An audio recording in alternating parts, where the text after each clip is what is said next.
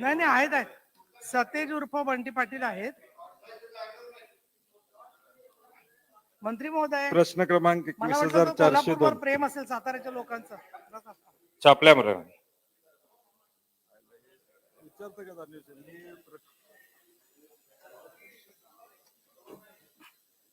प्रश्न पुकारला, उत्तर कोण देत आहे? सभापती महोदय, हा GR निघत असताना अनेक तालुक्यांचा समावेश यामध्ये झाला, परंतु अंमलबजावणी करताना त्या तालुक्यामध्ये त्याची अंमलबजावणी झालेली नाही. काही जिल्ह्यामध्ये अंमलबजावणी झाली, काही जिल्ह्यामध्ये झालेली नाही.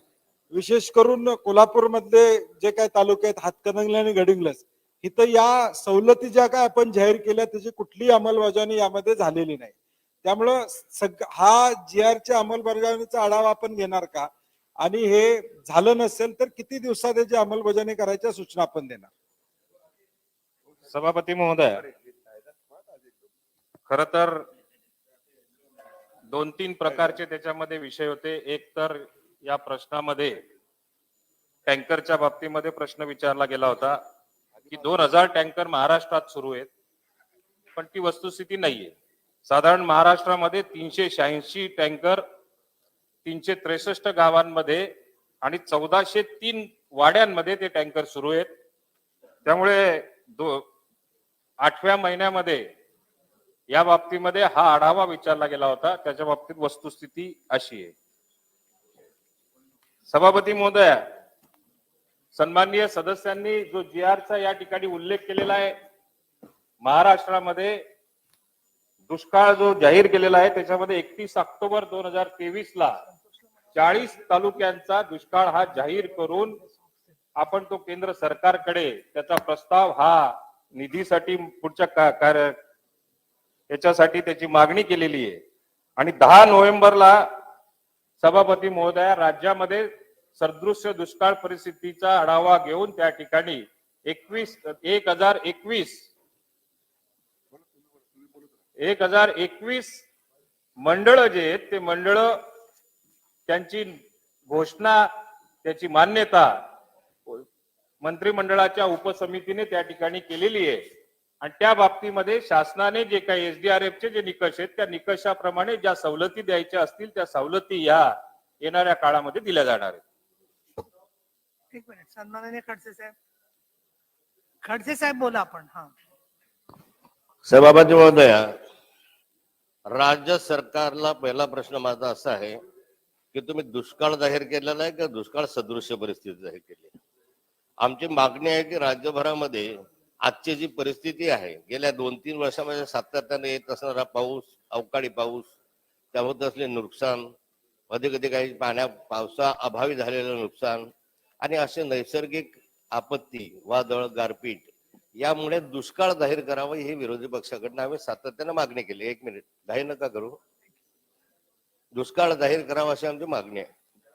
मला पहिला प्रश्न आहे, तुम्ही आता प्रश्नाला उत्तर देताना म्हटलं की मी दुष्काळ जाहीर केला. जर दुष्काळ जाहीर केला असेल तर दुष्काळासाठी असलेले निकष जाहीर धरून या राज्यामधल्या संपूर्ण शेतकऱ्यांना दुष्काळाचे जे निकष आहेत त्या निकषानुसार संपूर्णतः सवलती राज्य सरकार देणार आहे का, हा एक पहिला भाग. दुष्काळासाठी अनेक घोषणा आपण केल्यावर प्रत्यक्ष लाभ खाली काही झाला नाही. महसुला सूट देणे, ह्या देणे, त्या देणे, छोट्या गोष्टी आहे. पण बऱ्याचदा याच्या संदर्भात सहकारी संस्थांच्या माध्यमातून जे नियमित कर्ज भरतात, छत्रपती शिवाजी महाराज सन्मान योजना, जो नियमित कर्ज भरेल त्याला 50% सूट, अशा आपण दुष्काळ सदृश्य परिस्थितीत जाहीर केलेलं होतं.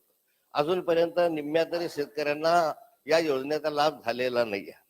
मागील 3 वर्षापासून दुष्काळाच्या संदर्भामध्ये ज्या स्कॉलरशिपच्या व्यवस्था केलेल्या होत्या त्या स्कॉलरशिप अजूनही विद्यार्थ्यांना OBC, SC, NT वगैरे मिळालेले नाहीये. मग 100% या ठिकाणी जे आपण घोषणा करणार आहात त्या घोषणाची अंमलबजावणी सरकार करणार आहे का?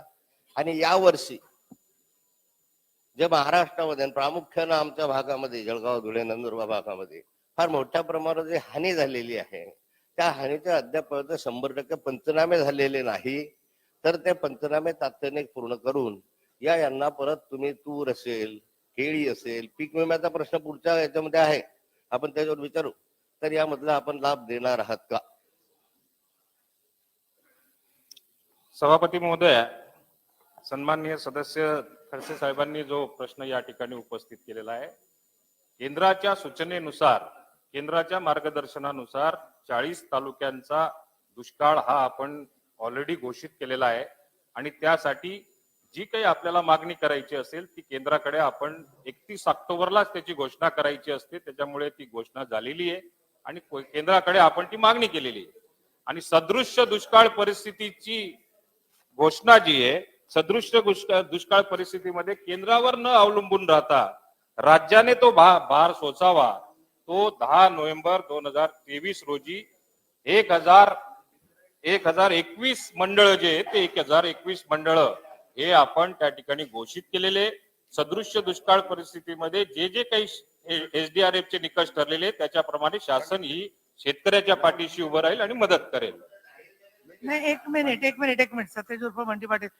सन्माननीय मंत्री महोदयांनी आता सांगितलं आणि मी आपल्या सभागृहाला म्हणजे माझं कामच आहे की 4 नंबर मध्ये 31 ऑक्टोबर 2023 अन्वये राज्यात 24 तालुक्यात गंभीर व 16 तालुक्यांमध्ये मध्यम स्वरूपाचा दुष्काळ जाहीर करण्यात आला आहे. बरं, त्यामुळे त्याच्या प्रश्नाच्या पुढचे जरूर घ्या, नाही तर होतं काय की आहे पडतं ओव्हरलुक होतं. हा नाही, दानवे साहेबांना देते, तुम्हाला देते नंतर. हा महोदय, या प्रश्नाला माझा उपप्रश्न आहे. माननीय मंत्री महोदयांनी 40 तालुक्यामध्ये दुष्काळ जाहीर करण्याची घोषणा केलेली आहे. शासन निर्णय जो 2017चा आहे, 7/10/2017चा, त्याच्यात असं म्हटलेलं आहे की जून ते सप्टेंबर या मान्सून कालावधीत सरासरी पर्जन्यमान 75% पेक्षा कमी असल्यास तरी देखील दुष्काळाची घोषणा होऊ शकते. माझा हा प्रश्न आहे, माहे जून 2023 ते 30 सप्टेंबर 2023 या कालावधीमध्ये या महाराष्ट्रातील 75% पेक्षा कमी झालेल्या पाऊस असलेले मंडळ किंवा तालुके याचा सरकारने आढावा घेतलाय का? आणि मग जर 75% पेक्षा कमी जर या ठिकाणी अशी परिस्थिती असेल तर त्याच्यामध्ये सरकार कधी दुष्काळ जाहीर करणार, हा माझा प्रश्न आपल्या मार्फत. सभापती महोदय, सन्माननीय विरोधी पक्ष नेत्यांनी जो काही या ठिकाणी प्रश्न उपस्थित केलेला आहे, या बाबतीमध्ये 1021 मंडळ जे घोषित केलेले आहेत त्याचा हेमास ऍक्ट प्रमाणे आणि जिल्हा अधिकाऱ्यांच्या माध्यमातून याची 75% पेक्षा कमी पाऊस आणि 750 mm पेक्षा कमी पाऊस असलेल्याचं निकष लावून त्या ठिकाणी हे मंडळ आपण घोषित केलेले. त्याही पुढचं आपल्याला याच्या बाबतीमध्ये येणाऱ्या काळामध्ये काही मंडळांचा नवीन त्या ठिकाणी निर्माण झालेले असतील, परंतु जुन्या मंडळाप्रमाणे ते जर का गावं जुन्या मंडळामध्ये असतील तर त्याची सुद्धा माहिती जिल्हा अधिकाऱ्यांकडनं आपण घेतोय. आणि येणाऱ्या काळामध्ये जे नवीन मंडळ निर्माण झालेली असतील पण या यादीमधनं सुटलेले असतील त्यांचा सुद्धा याच्यामध्ये समावेश केला जाईल. आता सुद्धा जिल्हा अधिकाऱ्यांकडनं, प्रत्येक जिल्हा अधिकाऱ्यांकडनं आपण ही माहिती गोळा करतोय की चुकून एखादं जरी या ठिकाणी मंडळ सुटलं असेल त्याचा समावेश येणाऱ्या काळात केला जाईल. सन्माननीय बंटी पाटीलजी, नंतर मी राठोड साहेबांना देणार आहे त्यांचा प्रश्न पहिला. सभापती महोदय, मंत्री महोदयांना माझी एवढीच विनंती आहे, जो GR ऑक्टोबर मध्ये काढला आणि 10 नोव्हेंबरला आपण निर्णय त्या सगळ्या अनुषंगाने घेतलेला आहे. माझी एवढीच विनंती आहे सभापती महोदय की या निर्णयाची अंमलबजावणी, NDRF च्या निकषाला तुम्ही पाठवला हा भाग वेगळा, ती नुकसान भरपाई तुम्हाला मिळणार आहे, परंतु आपल्या शासनामधून जे आपण जमीन महसुलीत सूट, पीक कर्जाचं पुनर्गठन जे आपल्या शासनाशी निगडीत आहेत त्याची अंमलबजावणी कितपत झाली याचा अहवाल अधिवेशन संपेपर्यंत या 40 गावाचं मिळवणं अवघड नाही. या 40 गावामध्ये तुम्ही ज्या या शासनाच्या वतीनं सवलती दिलेल्या आहेत त्याची माहिती सभागृह संपेपर्यंत म्हणजे अधिवेशन संपेपर्यंत द्यावी अशी आमची अपेक्षा आहे की काय काय यामध्ये दिलेलं आहे. 33% सवलत आपण वीज दरामध्ये त्या ठिकाणी दिलेल्या आहे, पुनर्गठन आपण पीक कर्जाचं त्या ठिकाणी करतो म्हणून सांगितलेलं आहे. तर ही माहिती तुम्ही सभागृहाला संपेच्या शेवटच्या दिवशी द्यावीत सभापती महोदय. 40 गावाची एवढी तरी मिळावी अशी आमची अपेक्षा नाही. ह्याची अंमलबजावणी झाली का नाही हेच मूळ विषय त्या ठिकाणी. सभापती महोदय, सन्माननीय सदस्यांनी ज्या सवलतींचा या ठिकाणी उल्लेख केलेला आहे त्या ऑलरेडी त्या GR मध्येच नमूद केलेल्या आहेत GR मध्ये आहेत आणि नमूद केलेल्या आहेत, पण त्याची अंमलबजावणीची जी प्रक्रिया आहे ती टप्प्याटप्प्याने सुरू आहे. त्या बाबतीमध्ये आपल्याला लिखित स्वरूपामध्ये कळवलं नाही. सन्माननीय राजेश राठोड, लेखी कळवतो आपल्याला. सन्माननीय राजेश राठोड.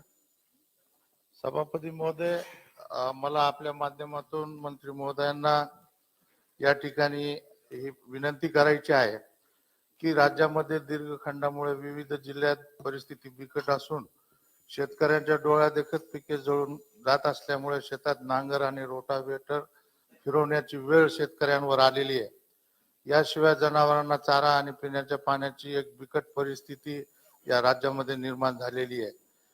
माझी आपणामार्फत विनंती आहे की शेतकऱ्यांना आर्थिक मदत देण्याबाबत तातडीचा निर्णय, त्याचबरोबर मंठा, परतूर, जालना जिल्हा, छत्रपती संभाजीनगर, हिंगोली, परभणी, लातूर, बीड, धाराशिव, नांदेड, बुलढाणा, वाशिम, यवतमाळ या अनेक ठिकाणी सरसकट दुष्काळ जाहीर करणं आवश्यक आहे आणि जी मदत आपण देणार आहोत ती तातडीनं देणं, चारा आणि पिण्याच्या पाण्याची व्यवस्था करणं आवश्यक आहे. धन्यवाद.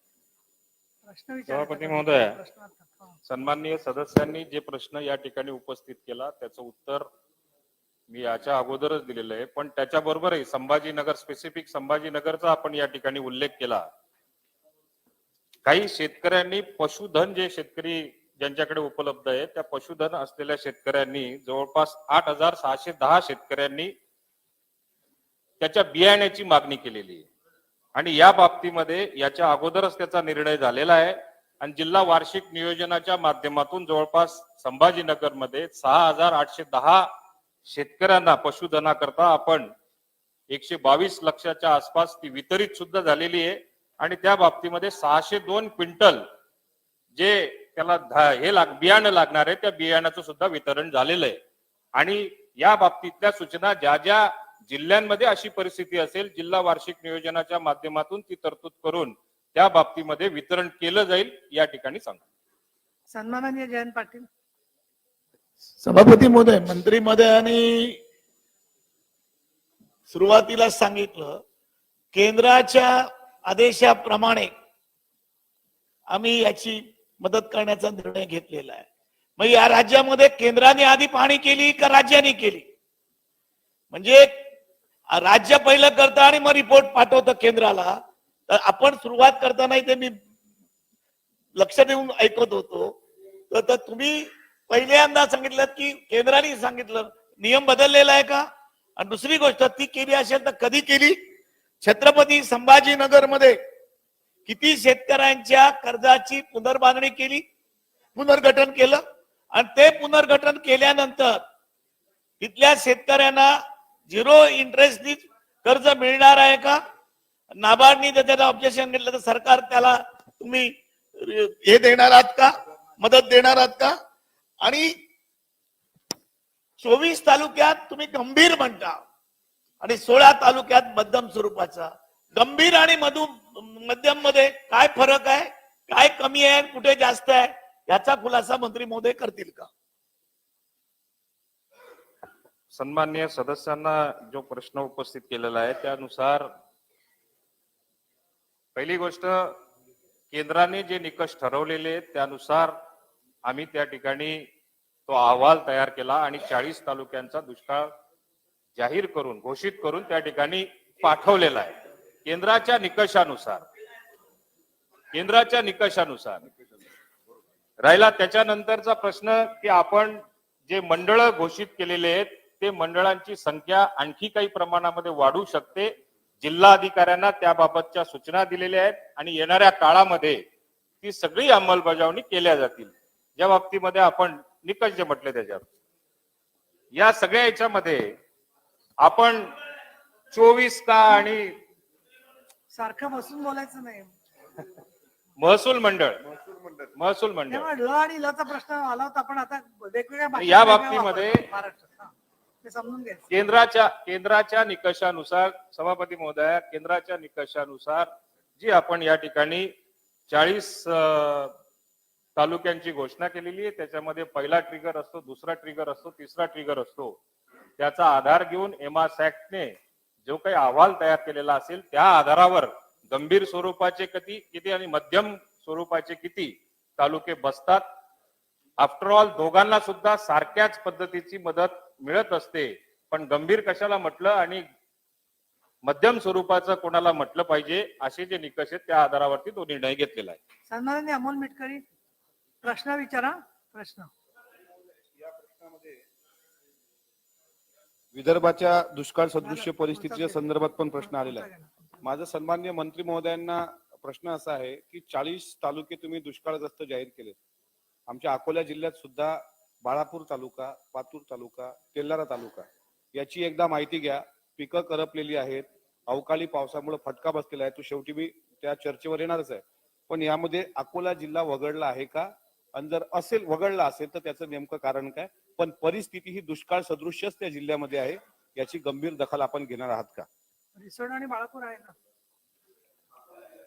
सभापती महोदया, सन्माननीय सदस्यांनी जी काही या ठिकाणी सूचना दिलेली आहे त्याचं त्या ठिकाणी परत एकदा निरीक्षण केलं जाईल, माहिती गोळा केली जाईल. परंतु अशा स्वरूपाची जो जो अहवाल अजूनपर्यंत आपल्याला चुकून एखादा राहिला असेल, जो निकषानुसार असेल, त्याचा मंडळांमध्ये समावेश पुढच्या मीटिंग मध्ये घेतला जाईल. त्या भागामध्ये मी काल पाहणी करून आलो. तुमची एनडीआरएफची टीम, तुमचे जे नाम्स आहेत, जे काय असतील, कोणी तिथे गेलेलं नाही. मंडळ अधिकारी पण गेलेले नाहीत. एकदा तुम्ही अकोला जिल्ह्याच्या बाबतीत सुद्धा याचा गांभीर्याने विचार करावा. या बाबतीत सूचना जिल्हाधिकाऱ्यांना ताबडतोब दिल्या जातील. हे पहा, सन्माननीय सदस्यांनी बऱ्याचशा सूचना मांडलेल्या आहेत आणि उत्तरही मंत्री महोदय आपण नवीन आहात असं वाटत नाहीये. अशी चांगली दिलेली आहे, म्हणजे त्याच्यात जे ते प्रयत्न केलेला आहे त्यामध्ये. आता दुष्काळग्रस्त भागामध्ये काम करणाऱ्या बऱ्याचशा संस्था, संघटनाही मला भेटायला आले होते. मी आपल्याला बोलले होते, ज्यांच्याकडे आमदारांपर्यंत सुद्धा पोहोचू शकत नाही असे पण खूप लोक आहेत महाराष्ट्रामध्ये. अशा वेळेला आपण प्रशासनाला काही सूचना द्याव्यात जिल्हाधिकारी स्तरावरती, की दर आठवड्यामध्ये सोमवारी 1 तासभर या दुष्काळाच्या अंमलबजावणीच्या संदर्भातले मुद्दे जे आहेत, शिक्षण शुल्कात माफी आहे, वीज काटणार नाही, त्याच्यानंतर टँकर्सची आवश्यकता काही ठिकाणी असते, तर लोकांनी भेटायचं कुठे, कोणाला मागणी करून करून होत नाही म्हणून लोक शेवटी मग मोर्चापर्यंत येतात. तर त्यामुळे तुम्ही जसा लोकशाही दिन असतो तसे जोपर्यंत दुष्काळी परिस्थिती आहे त्या जिल्ह्यांमध्ये अमुक एका वारी जिल्हाधिकारी लोकांना भेटतील असं जाहीर करावं, असं मी तुम्हाला निर्देश देते. सभापती महोदया, या सूचना सगळ्या दिल्या जातील. ठीक आहे. आता पुढचा प्रश्न 21,150 सन्माननीय श्री शशिकांत शिंदे, श्री अरुण लाड, श्री विक्रम काळे, सतीश चव्हाण, जयंत आसगावकर. कोण विचारतंय? किरण सरनाईक. नाही तर मग मी इकडे घेते. कपिल पाटील, सुनील शिंदे, विलास पोतनीस, अमोल मिटकरी, राम शिंदे. प्रश्न क्रमांक खडसे साहेब, 21,150. तुमचं नावच नाहीये. नाव नाही आपलं खडसे साहेब. इकडे तुमच्यापैकी कोणाची तयारी असेल तर विचारा. सभापती महोदय, लाड साहेब विचारा. चला, प्रश्न 21,150. चालतं, पण पुढची नावं आहेत ना सगळ्यांची. अरुण लाडांचं नाव आहे पण ते. सभापती महोदया छापल्याप्रमाणे. सभापती महोदया, संभाजीनगर, बीड, लातूर, धाराशिव, सोलापूर नाही ना. या 5 जिल्ह्याच्या 534 मंडळापैकी 503 मंडळात 21 दिवसापैकी जास्त पावसाचा खंड पडला. आजपासून नियमाप्रमाणे 25% रक्कम 18 जिल्ह्यात जे कमी पडला असेल 18 तर त्यांना द्यावे लागते, पण ते आज तागात दिलेली नाही. खरं आहे का? अध्यक्ष महाराज, सर्वप्रथम महाजन साहेब, तुम्ही आलं की तो कोपरा एकदम बोलका होतो. जरा शांत बसा. जो प्रश्न उपस्थित केलेला आहे त्या प्रश्नाच्या संदर्भात पश्चिम महाराष्ट्र, उत्तर महाराष्ट्र, पश्चिम विदर्भात कमी पाऊस पडल्यामुळे, तसेच मराठवाड्यातील छत्रपती संभाजीनगर, बीड, लातूर, धाराशिव, सोलापूर इत्यादी जिल्ह्यातील 534 मंडळापैकी 503 मंडळामध्ये खरीप हंगामात 21 दिवसाच्या खंडात आणि ते खंड पडल्यामुळं पीक विमा योजनेच्या संदर्भामध्ये 25% अग्रिम देण्याच्या संदर्भातल्या कारवाईच्या बाबतीतला हा प्रश्न. आणि लाडसाहेबांनी, सन्माननीय लाडसाहेबांनी या ठिकाणी जो प्रश्न उपस्थित केलाय की तो नेमका मला ऐकायला आला नाही, की कुठल्या तालुक्यामध्ये आपण म्हणताय की अग्रिम मिळालेला नाहीये. या एकूण सर्वच विभागाची माहिती द्यायची असेल तर मी देऊ शकतो, पण असं हे सभापती महोदया खरं नाहीये.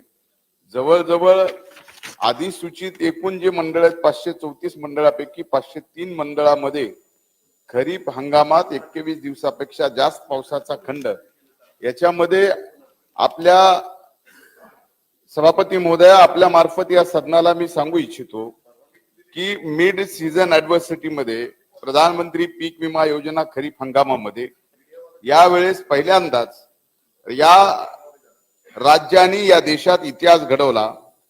पंचामृत अर्थसंकल्प मांडत असताना तत्कालीन वित्तमंत्री यांनी 1 रुपयात पीक विमा योजना या ठिकाणी या राज्यात लागू केली आणि 1,70,00,000 शेतकऱ्यांनी या पीक विमा योजनेमध्ये सहभाग नोंदवला.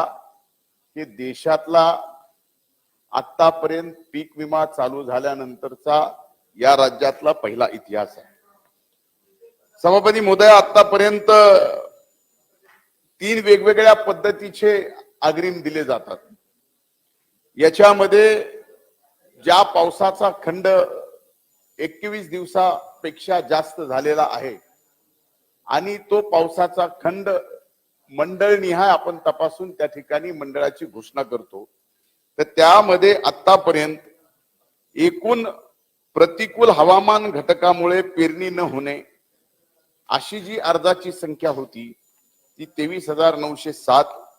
त्याच्यात रक्कम जी द्यायची होती ती 9,62,00,000. वाटप नुकसान भरपाई अर्जाची एकूण संख्या प्रतिकूल हवामान घटकामुळे पेरणी न होण्याच्या बाबतीत मी सांगतोय 19,109. रक्कम 7,96,00,000 आणि वाटप प्रगतीपथावर नुकसान भरपाईची संख्या 4,798 आणि त्याची रक्कम 166. मिड सीझन ऍडव्हर्सिटी म्हणजे हंगामा कालावधीत प्रतिकूल परिस्थितीमुळे नैसर्गिक आपत्तीमुळे जे नुकसान झालंय मंजूर नुकसान भरपाईची संख्या आहे ती 52,36,000 शेतकऱ्यांची आहे आणि रक्कम ही जवळजवळ 2,216 कोटी रुपये. एकूण आता वाटप नुकसान भरपाईचं जे चालू आहे 34,76,000 म्हणजे जवळजवळ 1,590 कोटी रुपयाचं या ठिकाणी वाटप झालेलं आहे आणि 17,27,000 एवढ्या अर्जाची संख्या प्रगतीपथावर आहे. त्याची रक्कम 626 कोटी रुपये वाटप व्हायची आहे. ती प्रगतीपथावर आहे. ती या ठिकाणी तात्काळ वाटप केलं जाणार आहे. वाटप तसं चालू आहे. यामध्ये अधिकची माहिती अशी आहे सभापती महोदया की जी सुधारित मला सांगता येईल. म्हणजे आज सकाळी ज्यावेळेस माहिती घेतली पात्र शेतकरी 52 लाख आहेत. नुकसान भरपाई 2016 आहे 1,590 म्हणजे जवळजवळ फक्त आता 634 कोटी रुपये वाटपाच्या प्रोसेस मध्ये या राज्यात आहेत. म्हणजे एकूण 52 लाख शेतकऱ्यांना 2,216 कोटी रुपये या ठिकाणी आपण अग्रिम मंजूर केलेला आहे. त्यात 1,500 कोटी रुपये शेतकऱ्यांच्या खात्यामध्ये अग्रिम जमा झालेला आहे.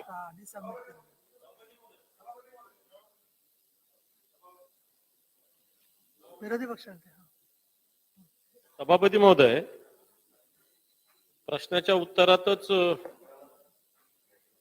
लिहिलेलं आहे की 2026.17 पैकी 1,036.80 कोटी वाटप करण्यात आलेले आहे. म्हणजे आधीची उरलेली रक्कम वाटप होणं बाकी आहे. माझी माहिती माननीय कृषी मंत्री महोदय एखाद्या दिवस कमी जास्त असू शकते,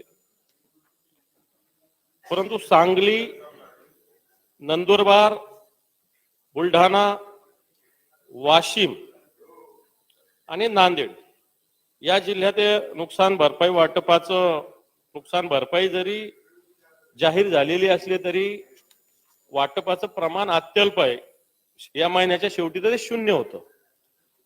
त्यातल्या त्यात संभाजीनगर जिल्ह्यात आणि हिंगोली जिल्ह्यात तर एकदम 0 प्रमाण याचं आहे. ही माहिती एखाद्या माझी मागे पुढे असू शकते, पण मी जे सांगतो हिंगोली आणि संभाजीनगर या 2 जिल्ह्यामध्ये नुकसान भरपाईची मंजूर रक्कम, नुकसान भरपाईची वाटप आणि प्रलंबित वाटप याच्या 0 आहेत. तर मला असं वाटतं की ह्या सगळ्या जे आपण 1 रुपयात पीक विमा जाहीर केला ही चांगली योजना आहे, परंतु या कंपन्यांनीच ठिकठिकाणी अपील केलेलं आहे सभापती महोदय. सरकारने बोलून सुद्धा कंपन्यांनी ठिकठिकाणी अपील केलं, काही हरकत नाही, याला सरकार योग्य पद्धतीने उत्तर देते, परंतु नांदेड, संभाजीनगर मी ज्या जिल्ह्याचा उल्लेख केला याचा खुलासा करावा. सभापती महोदया, सन्माननीय विरोधी पक्ष नेत्यांनी जो प्रश्न स्पेसिफिक विचारलाय त्याच्यात नांदेड आणि संभाजीनगरच्या बाबतीत विचारलेला आहे. सभापती महोदया, ज्या अधिसूचना निर्गमित झालेले एकूण जिल्हे आहेत ते आपल्या माहिती आपल्या मार्फत या सदनाला मी सांगू इच्छितो. 24 जिल्ह्यांची संख्या आहे. धुळे, पुणे, नांदेड, हिंगोली, वाशिम, चंद्रपूर, कोल्हापूर, परभणी, सांगली, बुलढाणा, जालना, बीड, नागपूर, नंदुरबार, नाशिक, जळगाव, सोलापूर, अहमदनगर, धाराशिव, छत्रपती संभाजीनगर, अकोला, अमरावती आणि सातारा. अधिसूचनेवर माननीय विरोधी पक्ष नेते आपण आता ऐका. अधिसूचनेवर आक्षेप सध्या स्थितीत जे आहेत, अधिसूचनेवर आक्षेप नसलेल्या जिल्ह्याची संख्या 14 आहे. म्हणजे यावर आपण म्हणलात की काही इन्शुरन्स कंपन्यांनी अपील केलं. अधिसूचित जे मंडळ राज्य सरकारनी प्रशासनाने आपण मिळून घोषित केले त्याच्यानंतर ज्या कंपन्याला हे मान्य नव्हतं अशा ज्या कंपन्या अपिलात गेल्या, सध्या स्थितीत अधिसूचनेवर आक्षेप नसलेले 14 जिल्हे, ज्या जिल्ह्याची संख्या म्हणजे परभणी आहे, धाराशिव आहे, नागपूर आहे, कोल्हापूर आहे, जालना आहे, नांदेड आहे, नंदुरबार सुद्धा आहे, छत्रपती संभाजीनगर आहे, सांगली आहे, बीड आहे, बुलढाणा आहे, वाशिम, अकोला, चंद्रपूर आहे. अंशतः असलेले जे अपील आहेत म्हणजे अंशतः जिल्हे जे काय आहेत ज्यांना आक्षेप घेतलेत विमा कंपन्यांनी ते 9 जिल्हे. त्याच्यात नाशिक, जळगाव, सोलापूर, अहमदनगर, सातारा, धुळे, पुणे, अमरावती, लातूर आणि पूर्णतः आक्षेप असलेला एकच जिल्हा हिंगोली. आता यामध्ये मागील काही गोष्टी जर आपल्याला सांगायच्या झाल्या तर छत्रपती संभाजीनगर यांचं एक अपील स्टेट लेवलला पहिल्यांदा त्यांनी जिल्हाधिकारी लेवलला अपील केलं. ते आपण पीक विमा कंपनीचं अपील मान्य केलं नाही, फेटाळून लावलं.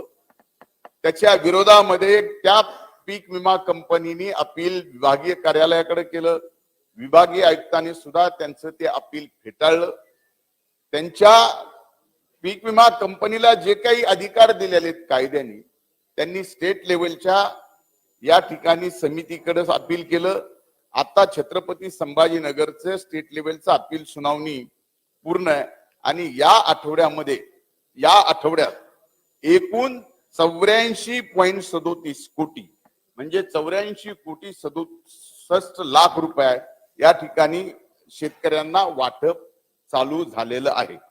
काही कंपन्यांनी शेवटपर्यंत वेळ काढूपणा घेतला आणि त्यांना जे अपिलाचा अधिकार होता त्या अपिलाचा अधिकार त्यांनी वापरात आणण्याचा प्रयत्न केला. पण कंपन्यांच्या हे ज्यावेळेस लक्षात आलं की हे सरकार पूर्णपणानं शेतकऱ्यांच्या बाजूने आहे आणि शेतकऱ्यांच्या बाजूने आणि एक पैसा ना पैसा अशा नैसर्गिक संकटामध्ये शेतकऱ्यासाठी ज्या सरकारने 1 रुपया विमा योजना आणली त्या 1 रुपया विमा योजनेचा फायदा एक एमपी ना एमपी शेतकऱ्याला झाला पाहिजे या भावनेतून सर्व अपील आता फेटाळलेत. फक्त एक अपील राहिलंय ते सुद्धा आज एक जिल्ह्याचं अपील राहिलं ते सुद्धा आज या ठिकाणी फेटाळलं जाईल. मी सभापती महोदय आपल्या माहितीसाठी सदनाला या ठिकाणी काही अधिकची माहिती देऊ इच्छितो. आजपर्यंत मी जसं सांगितलं की 1,70,00,000 शेतकऱ्यांनी त्यापैकी 52 लाख शेतकऱ्यांना पीक विमा प्रतिकूल परिस्थितीच्या हंगामामध्ये या ठिकाणी 2,216 आणखीन हे फायनल नाही, हे फक्त अंतरिम आहे. हे अंतरिम 25% आहे. हे आता कापणी प्रयोग ज्यावेळेस पूर्ण आदरणीय खडसे साहेबांना या ठिकाणी माहिती आहे. अंतिम कापणी प्रयोग ज्यावेळेस संपूर्ण त्याचे पंचनामे होऊन सरकारकडे माहिती येईल त्याला जवळजवळ फेब्रुवारी मार्च होती. तोपर्यंत आतापर्यंतचं नुकसान, कापणी नंतरचं नुकसान आणि अंतिम देयक ह्याची रक्कम वेगळी असेल. त्यामुळं आता अंतरिमचे पैसे देण्याच्या संदर्भामध्ये जवळजवळ 1,500 कोटी रुपये दिलेत. 35 लाख शेतकऱ्यांना ते पोहोचलेत. उर्वरित 17 लाख शेतकऱ्यांना 600 कोटी रुपयाची प्रोसेस चालू आहे. आता मी पुढचा प्रश्न घेते. नाही ऐका, आता सगळेच प्रश्न महत्वाचे असतात आणि या पीक विम्याचा अतिशय संवेदनशील विषय मला माहिती आहे. परंतु सन्माननीय मंत्री महोदयांनी स्पष्ट सांगितले की हे अंतरिम आकडे आहेत. अजूनही लोकांना पीक विम्याचे पैसे देण्याचं काम चालू आहे. तर माझी अशी सूचना आहे सभागृहाला की 18 तारखेला, ऐका जरा, 1 मिनिट ऐकून घ्या, तुम्ही जरा खाली बसा सगळे. 18 तारखेला म्हणजे अधिवेशन संपायच्या अगोदर मंत्री महोदय, मी केळीचा फक्त बोलायला देईन तुम्हाला, पण 2 मिनिटं थांबा जरा. तर 18 तारखेला म्हणजे अधिवेशन संपायच्या आधी काय जे तोपर्यंत झालेले अंतरिम आकडे असतील त्याचं एखादं लेखी आकडेवारी जर का सभागृहाला मिळाली तर आपोआपच, कारण तुम्ही दिलेली उत्तरापेक्षा जास्त लोकांना मिळालेली आहे, तर ते लोक समाधान होईल आणि सगळ्यांना माहिती होईल त्याच्यामध्ये. थांबा जरा केळीचा, सभापती महोदया, 18 तारखेपर्यंत रोजचे आकडे म्हणजे आज जितकी वाढ झालेली आहे त्याची माहिती मी उद्या संध्याकाळपर्यंत सदनामध्ये देतो. उद्याची जी माहिती येईल ती परवा दिवशी सदनामध्ये देतो. 18 तारखेला एकूण द्यायची असतील तर 18 तारखेलाही देतो. पण फक्त 600 कोटी रुपये सभापती महोदया वाटप व्हायचे राहिलेत. पण 18 तारखेला आपण जी सूचना केलेली आहे त्याप्रमाणे अंतिम आकडेवारी 18 तारखेला आपल्या सदनामध्ये आपल्या पटलावरती ठेवतो. सन्माननीय खडसे साहेब, आता पुढचे पण प्रश्न महत्वाचे नाही आहेत का? हा. सभापती महोदया, केळीच्या संदर्भामध्ये वारंवार आम्ही कृषी मंत्र्याकडे मागणी केली, पालकमंत्र्यांकडे मागणी केली. जळगाव जिल्ह्यामध्ये केळी उत्पादकांचा पीक विम्याचा प्रश्न अत्यंत गंभीर आहे. या ठिकाणी एक तर 2-3 प्रकार आहेत. एक त्यांनी तर सांगितलं ना, आपल्या एवढे कोटी दिले, महामंडळ कोण जे आहेत, सांगतंय? 5 मंडळ राहिलेले आहेत, आमच्याकडे त्याच्यामध्ये मिळालेलं मुक्ताईनगर, नाही, बोदवड, जरा शांतता ठेवा. ही बेल भडगाव, कंटाळून गेली मुक्ताईनगर, आवाज. रावेर, बोदवड आणि एरंडोल हे पहा, या 5 एकमेकात बोलायचं नाही मंडळांना अजिबात. हा. 5 खडसे साहेब, मंडळांना प्रश्न विचारा AWS specific. चं लिंकिंग झालेलं नाही. हा. आणि लिंकिंग न झाल्यामुळे, तुमचं लिंक न झाल्यामुळे या 5 मंडळांना विम्याचा लाभ होतच नाही. ही चूक तुमची आहे लिंक करण्याच्या संदर्भामध्ये. आता या 5 मंडळाचे मुक्ताईनगर, आवाज वाढवा बोदवड, थोडा. रावेर, एरंडोल, भडगाव या 5 मंडळांना मिळत नाही.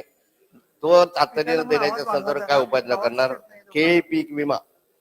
दुसरं असं आहे, केळी पीक विम्याच्या संदर्भामध्ये ज्या प्रत्यक्ष केळी उत्पादकांनी केळी लावलेली आहे त्यांच्या शेतामध्ये आजही केळी दिसते, परंतु त्यांना पीक विम्यामधनं वगळण्यात आलंय.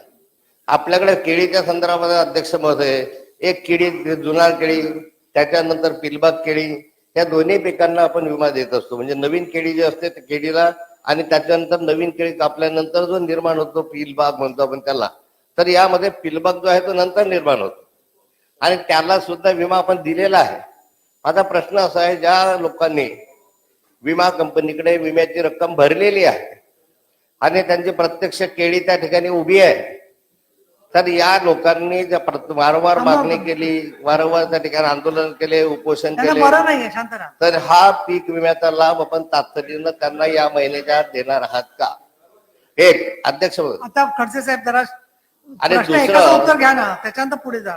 चला. नाही, केळी पीक विम्याचा झाला. आणि पीक विम्याच्या संदर्भामध्ये अध्यक्ष महोदय, की पीक विम्याच्या संदर्भामध्ये अद्याप तो पूर्णपणे लाभ जिल्ह्यात मिळालेला नाही, तर हा लाभ देण्याच्या दृष्टिकोनातून आपण काय कार्यवाही करणार? तातडीने लाभ देण्याच्या दृष्टीने कालबद्ध कार्यक्रम, म्हणजे मला आता पुढचा खूप प्रश्न झालं, घ्यायचा आहे, आता केव्हा 34 देणार? मिनिटं झाली. नाही.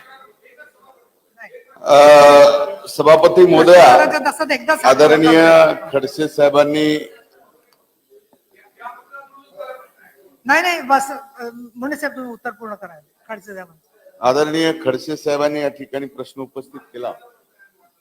मला असं ज्ञात आहे की आदरणीय खडसे साहेबांनी सुद्धा काही दिवस, काही वर्ष हा कृषी विभाग चालवलेला आहे. एक्झॅक्टली बरोबर आहे. हा.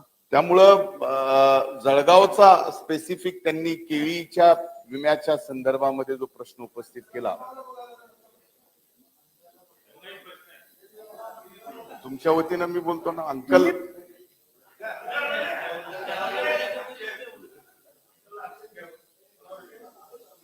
तर जळगावच्या केळीच्या पीक विम्याच्या संदर्भामध्ये जो प्रश्न उपस्थित झालाय, ती वस्तुस्थिती सभापती महोदया, पीक विमा कंपनी आणि म्हणजे जिल्ह्याच्या प्रशासनाने केलेले पंचनामे याच्यामध्ये जी तफावत आहे कुठे झालं?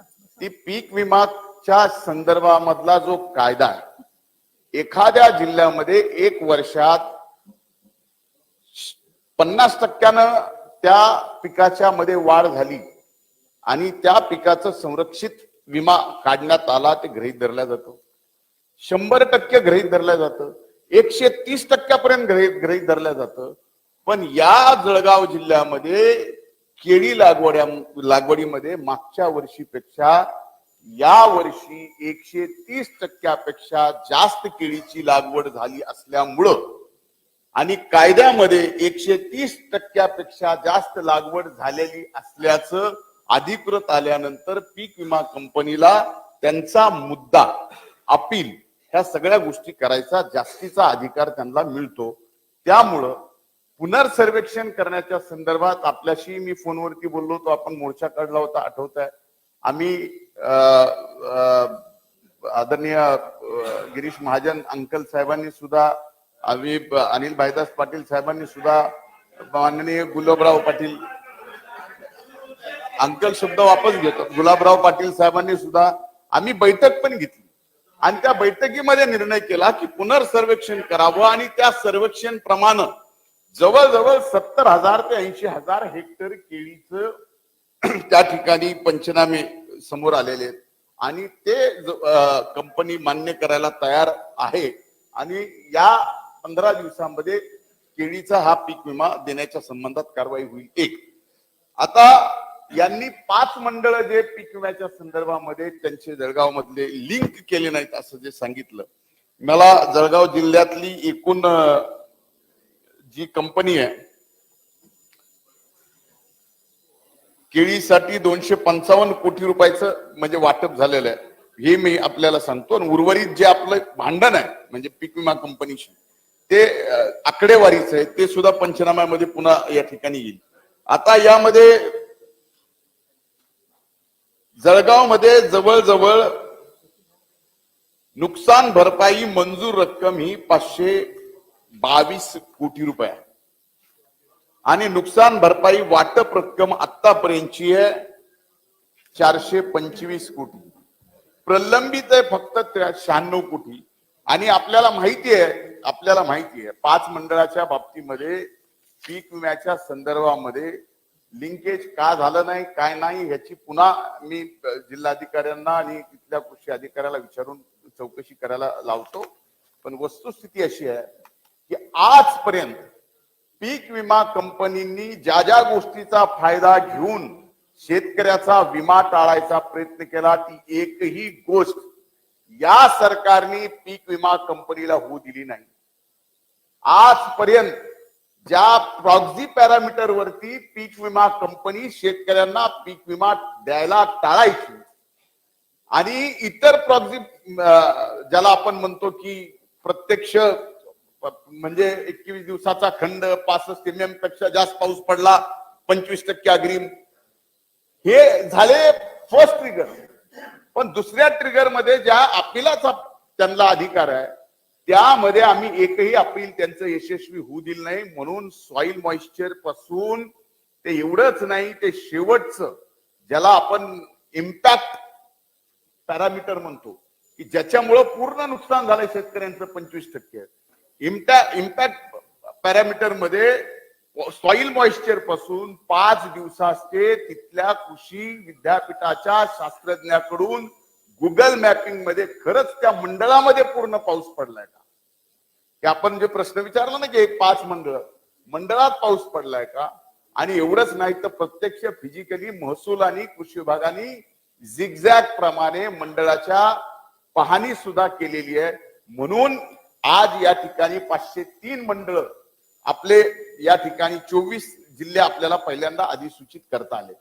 म्हणून आता या ठिकाणी आजपर्यंत कुठल्याही पीक विमा कंपनीला आपण गेले प्रश्न विचारून नाही, तुम्ही विरोधी पक्ष नेते थोडेच आहे, आम्ही त्या पदावर होतो. प्रश्न ज्यावेळेस विचारतो त्यावेळेस प्रश्न होईपर्यंत उत्तर होईपर्यंत स्वाभाविक आहे की हा नियम आहे, प्रथा आहे, परंपरा आहे, आपल्यालाही माहिती आहे सभापती महोदया. पण नाही येत गेले, त्यांना कदाचित तेवढं गांभीर्य नसेल. पण तेवढ्या गांभीर्याने कृषी मंत्री म्हणून मी आपल्याला उत्तर देतोय की ही 1 रुपयाची पीक विम्याची योजना या देशामध्ये उदाहरण म्हणून संबंध देश महाराष्ट्रात बघायला येईल. अशा नैसर्गिक संकट काळात हे महायुतीचं सरकार शेतकऱ्याच्या पाठीमागे आहे हे या ठिकाणी या योजनेतून आम्ही दाखवून दिलं. मला असं वाटतं आता खूप सविस्तर चर्चा झालेली आहे आणि मी पुढच्या प्रश्नाकडे जाते. ज्यांचे काही प्रश्न राहिले असतील, नरेंद्रजी दराडे आहेत, अमोल मिटकरी आहेत, तुम्ही मुंडे साहेब, त्यांना उद्या भेटून त्याप्रमाणे शंका निरसन करा. प्रश्न क्रमांक 21,959 ऍडव्होकेट अनिल परब. नाही मला बाकीचे प्रश्न क्रमांक 21,959. सभापती महोदय छापल्याप्रमाणे. सभापती महोदय, ही एसटी ची कामगारांची बँक आहे आणि या कामगारांच्या सगळ्या ठेवी या एसटीच्या बँकेत ठेवल्या जातात. मंत्री महोदय खाली बसा. 2022-23 पर्यंत या बँकेला 24 कोटी रुपयाचा नफा होता. खाली बसा मग कायम. परंतु त्यानंतर झालेल्या नवीन एसटीचं जे पॅनल आलं, या एसटीच्या पॅनलने जे निर्णय घेतले आणि यात सगळ्यात महत्वाचा एक वादग्रस्त निर्णय जो झाला, तो सर्व कर्जांचं व्याजदर 11% 60% आणला आणि हे व्याजदर कमी केल्यामुळे एसटीचं उत्पन्न घटलं. एसटीचं उत्पन्न घटल्यामुळे सगळ्या ठेवीदारांनी 80 कोटी रुपयाच्या ठेवी काढून घेतल्या आणि साधारण एकंदर दिसतंय की 450 कोटीच्या ठेवी काढून घेण्याची शक्यता एकंदर दिसते. आता ठेवी घटल्यामुळे क्रेडिट डिपॉझिट रेशो वाढला. या सगळ्या अडचणी एकापाठोपाठ एक निर्माण झालेल्या आहेत आणि त्यामध्ये या बँकेत जो मनमारी कारभार चाललाय, या बँकेमध्ये मॅनेजिंग डायरेक्टर म्हणून ज्यांची अपॉइंटमेंट केली गेलेली आहे, त्यांची अपॉइंटमेंट कुठल्याही निकषावरती, कुठल्याही नियमामध्ये बसत नाही. त्या संदर्भामध्ये कमिशनरला, कोऑपरेटिव्ह कमिशनरला लक्ष घालण्याचे आदेश हे रिझर्व्ह बँकेने दिलेले आहेत. याच्यामध्ये ट्रस्टी म्हणून जे आलेले आहेत, हे सगळे ट्रस्टी म्हणून सदावर्ते यांचे मिळून सौरभ पाटील यांची जी बँकेच्या व्यवस्थापक संचालक पदी निवडून झाली आणि बाकी टेक्निकल बँकेचा क्रियाशील सदस्य असायला पाहिजे उपविधीनुसार, परंतु तज्ञ संचालक म्हणून सदावर्ते व त्यांच्या पत्नी यांची नियुक्ती आहे. म्हणजे ही बँक दिवाळखोरीच्या दिशेने चालली आहे आणि जर ही दिवाळखोरीच्या दिशेने बँक चालली आहे, जे एसटी कर्मचाऱ्यांनी गेले वर्षानुवर्ष या बँकेमध्ये स्वतःच्या ठेवी ठेवल्या आहेत आणि आज एका माणसामुळे, त्याच्या मनमानी कारभारामुळे जर ही बँक जर देशोधडीला लागणार असेल तर सरकार म्हणून आपण त्याच्यावरती हस्तक्षेप करून, माझा साधा प्रश्न आहे की या सगळ्याची चौकशी करून रिझर्व्ह बँकेने आपल्याला जे आदेश दिलेले आहेत, या आदेशाचं पालन करून आपण चौकशी करून या बँकेवरचे संचालक मंडळ बरखास्त करून त्याच्यावरती प्रशासक आपण नेमणार का? अध्यक्ष महोदय, सभापती महोदय, सन्माननीय सदस्यांनी जो प्रश्न या ठिकाणी मांडला, तर त्याच्यामध्ये ही गोष्ट खरी आहे की या बँकेच्या संचालक मंडळानं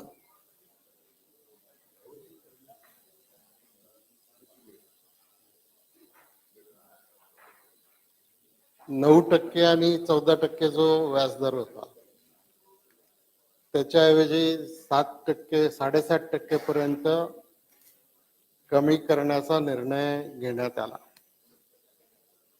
आता त्याच्यामुळं, भीतीमुळं, आपले पैसे सुरक्षित आहेत की नाही या भीतीमुळं जवळजवळ 180 कोटी रुपयाच्या ठेवी ठेवीदारांनी काढून घेतल्या, हे सुद्धा खरं आहे. हा निर्णय घेतल्यामुळं बँकेचा जो सीडी रेशो होता तो 76.45 होता, तो 95.12 इतका झालेला आहे. भारतीय रिझर्व्ह बँकेच्या आदेशानुसार तो साधारणतः 7.5% असायला पाहिजे. आता या पहिल्या प्रश्नामध्ये जे आपलं विचारलेलं आहे की संचालक मंडळ बरखास्त करण्याच्या संदर्भामध्ये काही पत्र आलंय का, तर संचालक मंडळ बरखास्त करण्याच्या संदर्भात पत्र काही प्राप्त झालेलं नाही.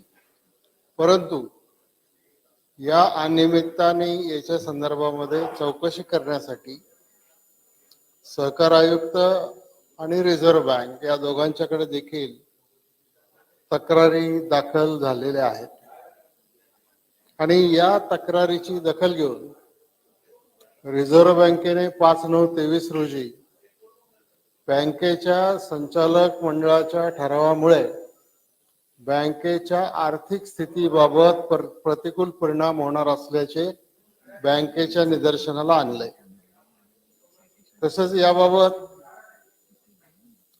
सहकार आयुक्त कार्यालयाने देखील 11/9/23 रोजी पत्राद्वारे भारतीय रिझर्व्ह बँकेच्या निर्देशानुसार योग्य ती कारवाई करण्याबाबत बँकेला कळवलेलं आहे. आता बँकिंग रेग्युलेशन ऍक्ट मध्ये नुकतेच काही बदल झाले आणि त्याच्यामध्ये जर एखाद्या बँकेचं संचालक मंडळ बरखास्त जर करायचा असेल तर तो अधिकार सरकारला नाही तर तो अधिकार रिझर्व्ह बँकेने आपल्या स्वतःकडे त्या ठिकाणी घेतलेला आहे. आणि म्हणून याच्या संदर्भामध्ये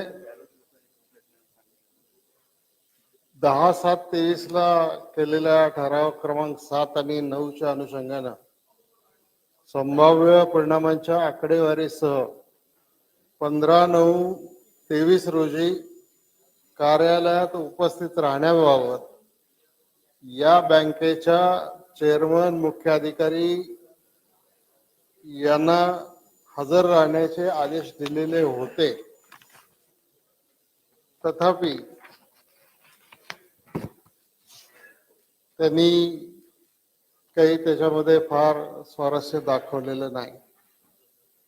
आता रिझर्व्ह बँकेने कळवलेल्या प्रमाणे बँकेने जे व्याजाचे दर जे वाढवलेले होते ते व्याजाचे दर पुन्हा मूळ 7%, 7.5% प्रमाणे ते व्याजाचे दर त्या ठिकाणी केलेले आहे.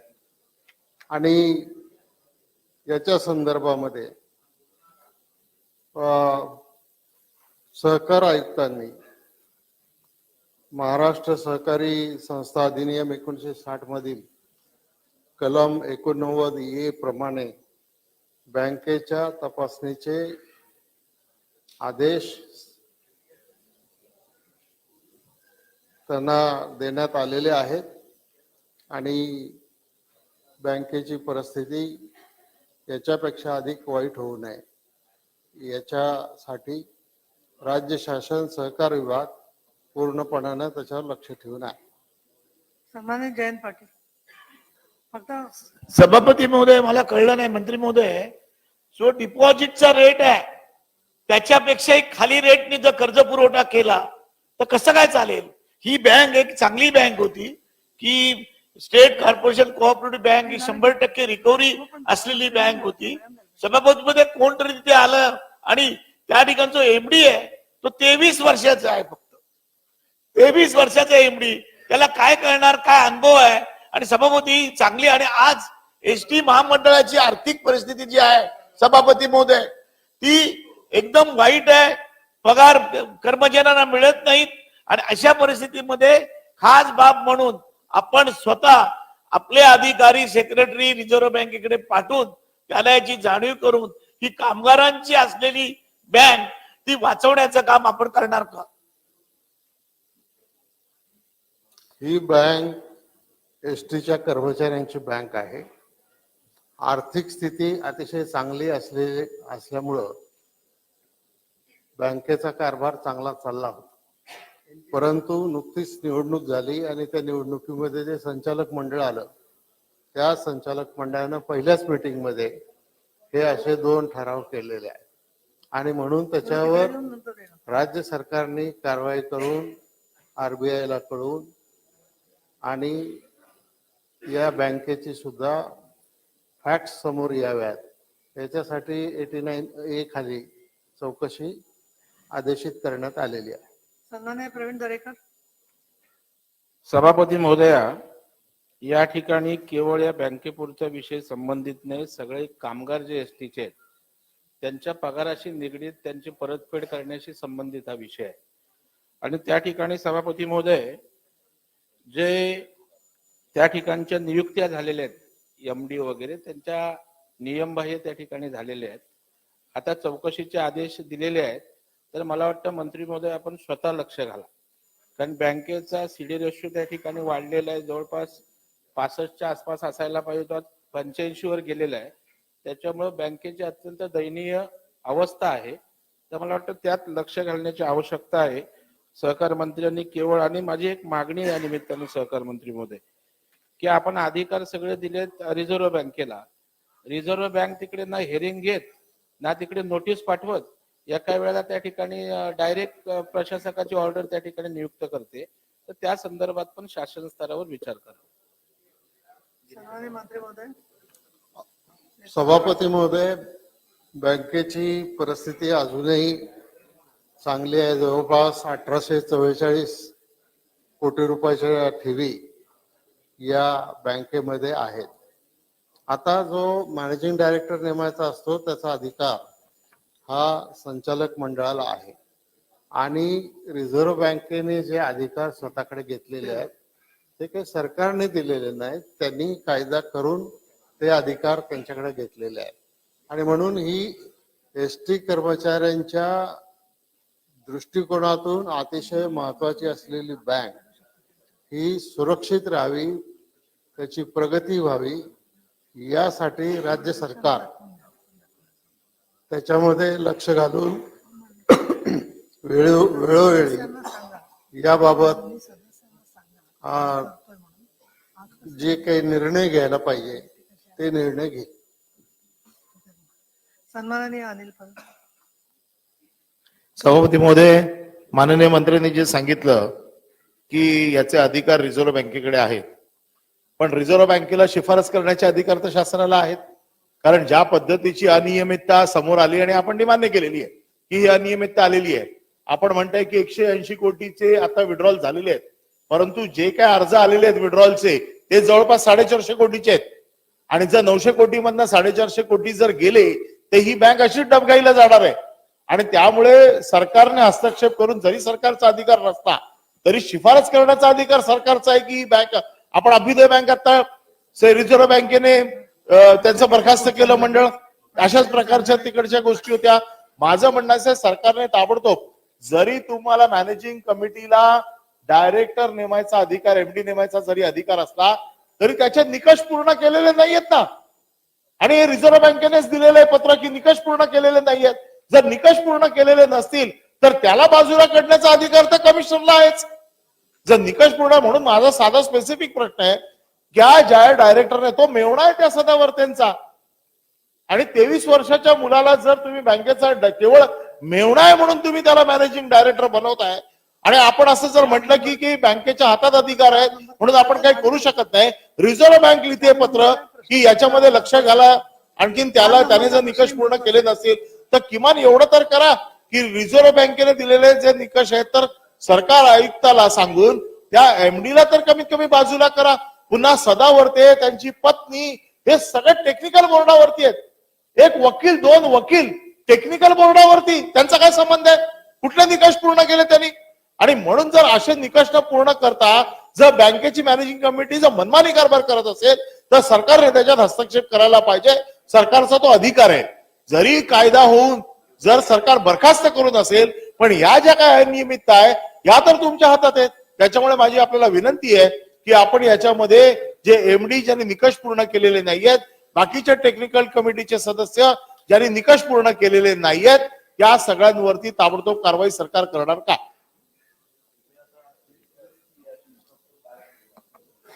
सन्माननीय सभापती महोदय, सन्माननीय सदस्यांनी जो प्रश्न विचारला तो बरोबर आहे आणि त्याचं उत्तर मी आधी पण दिलेलं आहे. राज्य सरकारने या सगळ्या तक्रार अर्ज जे आलेले आहेत याच्याबद्दल आणि बँकेच्या सुरू असलेल्या कारभाराबद्दल जी चौकशी आहे ती चौकशी 89A खाली, सहकार कायद्याच्या कलमाच्या 89A खाली राज्य सरकारने आदेशित केलेली आहे. एकदा तो चौकशीचा अहवाल राज्य सरकारकडे आला की मग त्याच्या संदर्भामध्ये पुढील कारवाई काय करायची, रिझर्व्ह बँकेला काय सांगायचं, सरकारने काय करायचं, या बाबतीत निर्णय घेण्यात येईल. त्यामुळं मला असं वाटतंय की याच्यामधून, आणि मी आज या सभागृहाच्या माध्यमातून सगळ्या एसटी कर्मचाऱ्यांना विश्वास देऊ इच्छितो की एक चांगली बँक आहे, आपली बँक आहे, तर काही काळजी करायचं कारण नाही. आम्ही त्याच्यावर लक्ष ठेवून आहोत आणि भविष्य काळात आणखी काही अशा प्रकारच्या घटना होणार नाहीत. बाकीच्या ज्या त्यांनी ज्या म्हणजे अनियमितता केलेल्या आहेत, त्या अनियमितता सुद्धा दुरुस्त करण्याच्या दृष्टिकोनातून राज्याचे सहकार आहे.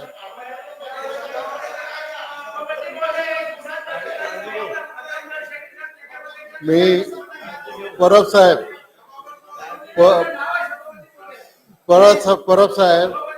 त्यांचा मुद्दा बरोबर. या संदर्भात सहकार आयुक्तांना ज्या सूचना दिलेल्या आहेत त्याप्रमाणे सहकार आयुक्त पुढील कारवाई करतील. आता मला चौथा प्रश्न पण घ्यायचा आहे, तो पण महत्वाचा आहे. नाही संचालक आहे त्याच्यापैकी 14 संचालक या सगळ्या विषयाच्या विरोधात आहे. जर संचालक मंडळाने निर्णय घेतलेला असेल तर त्या 18 पैकी 14 संचालकांनी या सगळ्या नियुक्तीला, नेमणुकीला, कारभाराला विरोध केलेला आहे. जर संचालक मंडळाने जर नेमलेलं असेल तर 14 संचालकांनी त्याला विरोध केलेला आहे. त्यामुळे तो निर्णय होऊ शकतो. तो करण्यासाठी आपण प्रयत्न करणार का? मला आता असं वाटतं की बराच वेळ तुम्ही सविस्तर उत्तर सांगितले. एकदा बोलायचं नाही कोणाचं तरी. सहकार आयुक्तांना आदेश दिल्यानंतर त्यांनी चौकशी केली. चौकशीचा रिपोर्ट शासनाकडे आला की शासन त्याच्यावर जी कारवाई आवश्यक आहे ती करेल. रिपोर्ट तर येऊ द्या ना. असं आहे की रिपोर्ट लवकरात लवकर. सन्माननीय मंत्री महोदय, आपण अत्यंत अभ्यासू आहात, अध्यक्ष म्हणून काम केलेलं आहे. मला असं वाटतं की एक त्यांचं जे टाइम बाउंडचं म्हणणं आहे, निदान पुढच्या 2 महिन्यात ती चौकशी पूर्ण करायला असं आश्वासन द्या ना. कारण शेवटी असं आहे की परत अधिवेशन व्हायला अजून वेळ आहे, तर त्याच्यामध्ये तुम्ही कालमर्यादा थोडी सांगू शकलात तर बरं होईल. अशी माझी विनंती आहे आपल्याला. नाही छोटं वगैरे नाही. सभापती महोदय, 2 महिन्यात या बाबतीत सर्व कारवाई पूर्ण केली जाईल. आता प्रश्न क्रमांक 4, आणि त्याला वेळ कमी पडणार आहे, पण तो ऐकल्यावर तुम्ही नक्कीच सगळे म्हणाल की वेळ वाढवा. प्रश्न क्रमांक 21,803, रमेश दादा पाटील. प्रश्न क्रमांक 21,803. छापल्याप्रमाणे महाराष्ट्र शासनाने पापलेट या माशाला राज्य माशाचा दर्जा दिलेला आहे. खरं म्हणजे हा मासा खाण्यायोग्य आहे, दिसायला सुंदर आहे, चविष्ट आहे आणि प्रोटीन सुद्धा देतं आणि कॅल्शियम सुद्धा देतं. आणि तर हा चांगला निर्णय झालेला आहे. मच्छीमारांनी अगोदरच तुमचं अभिनंदन केलेलं आहे. मी सुद्धा मत्स्योद्योग मंत्र्याचं अभिनंदन करतो की ते खात नाहीत ना, ते खात नाही ना मच्छी. त्याच्यामुळे प्रश्न विचारा. पापलेट हा मासा वसई व सातपाटी, पालघर या समुद्रकिनारी पट्टीत सापडतो व पापलेटची मागणी परदेशात फार मोठ्या प्रमाणात आहे. चायना, अमेरिका, ब्रिटन, इंग्लंड अशा देशात फार मोठी मागणी आहे. परकीय चलन मोठ्या प्रमाणात मिळतं. पूर्वी 7-8 वर्षापूर्वी फार मोठ्या प्रमाणात हा मासा मिळायचा. सन्माननीय महोदय, आमदार महोदय, परंतु आता तुरळक मिळतोय. पूर्वी हा मासा मोठ्या प्रमाणात मिळायचा, आता तुरळक मिळतोय. कारण त्याच्यासाठी शासनाने ह्या मासा संवर्धन करायला पाहिजे. कारण हा मासा का मिळत नाही? खाडीमध्ये हवामानाचा बदल झालाय. 1 मिनिट, मी 10 मिनिटासाठी वेळ वाढवते, पण थोडक्यात द्या चला. खाडीमध्ये हवामानाचा बदल झालेला आहे, परिणाम वॉटर पोल्युशन झालेला आहे. आणि दुसरं म्हणजे एलईडी पासून फार मोठं नुकसान होतंय.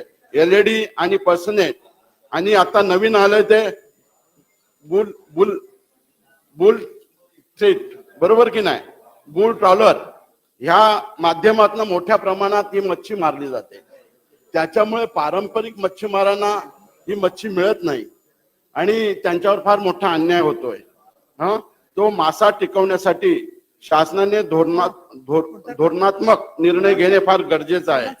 शासनाने कायदे केले आहेत, कायदे अजून कडक करायला पाहिजे आणि त्याची कारवाई करायला पाहिजे. उत्तर देऊ द्या त्यांना. हा. खरं मुद्दा म्हणजे कळलाय. आपण जे मासे आहेत, आपण सांगितलं होतं की 54 माशांच्या तुमचं काय माशाशी पकडण्याकरता संबंध आहे? शासनाने 54 माशांच्या ज्या प्रजाती जाती आहेत ते पकडण्यासाठी आपण बंदी केलेली आहे. खरं म्हणजे आमच्यावर तो अन्याय आहे मत्स्योद्योग यांच्यावर, कोळी समाजावर.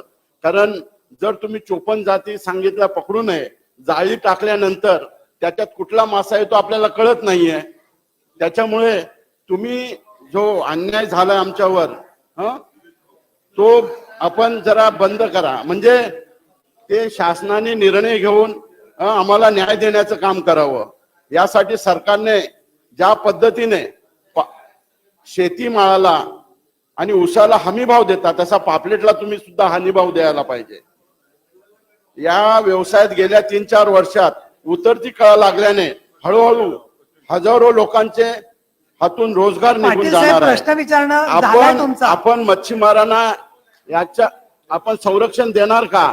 आणि त्याच्या नाही आपण ह्या प्रकारावर आपण सिरियस घेऊन संवर्धन करणार का? हा, चला मंत्री महोदयांचं उत्तर ऐका आधी शांतपणे, मग हात वर करा. थांबा जरा. सन्माननीय नाही. सभापती महोदया, सन्माननीय सदस्यांनी अतिशय पोटतिडकीने हा प्रश्न शांतता विचारला ठेवा. आहे.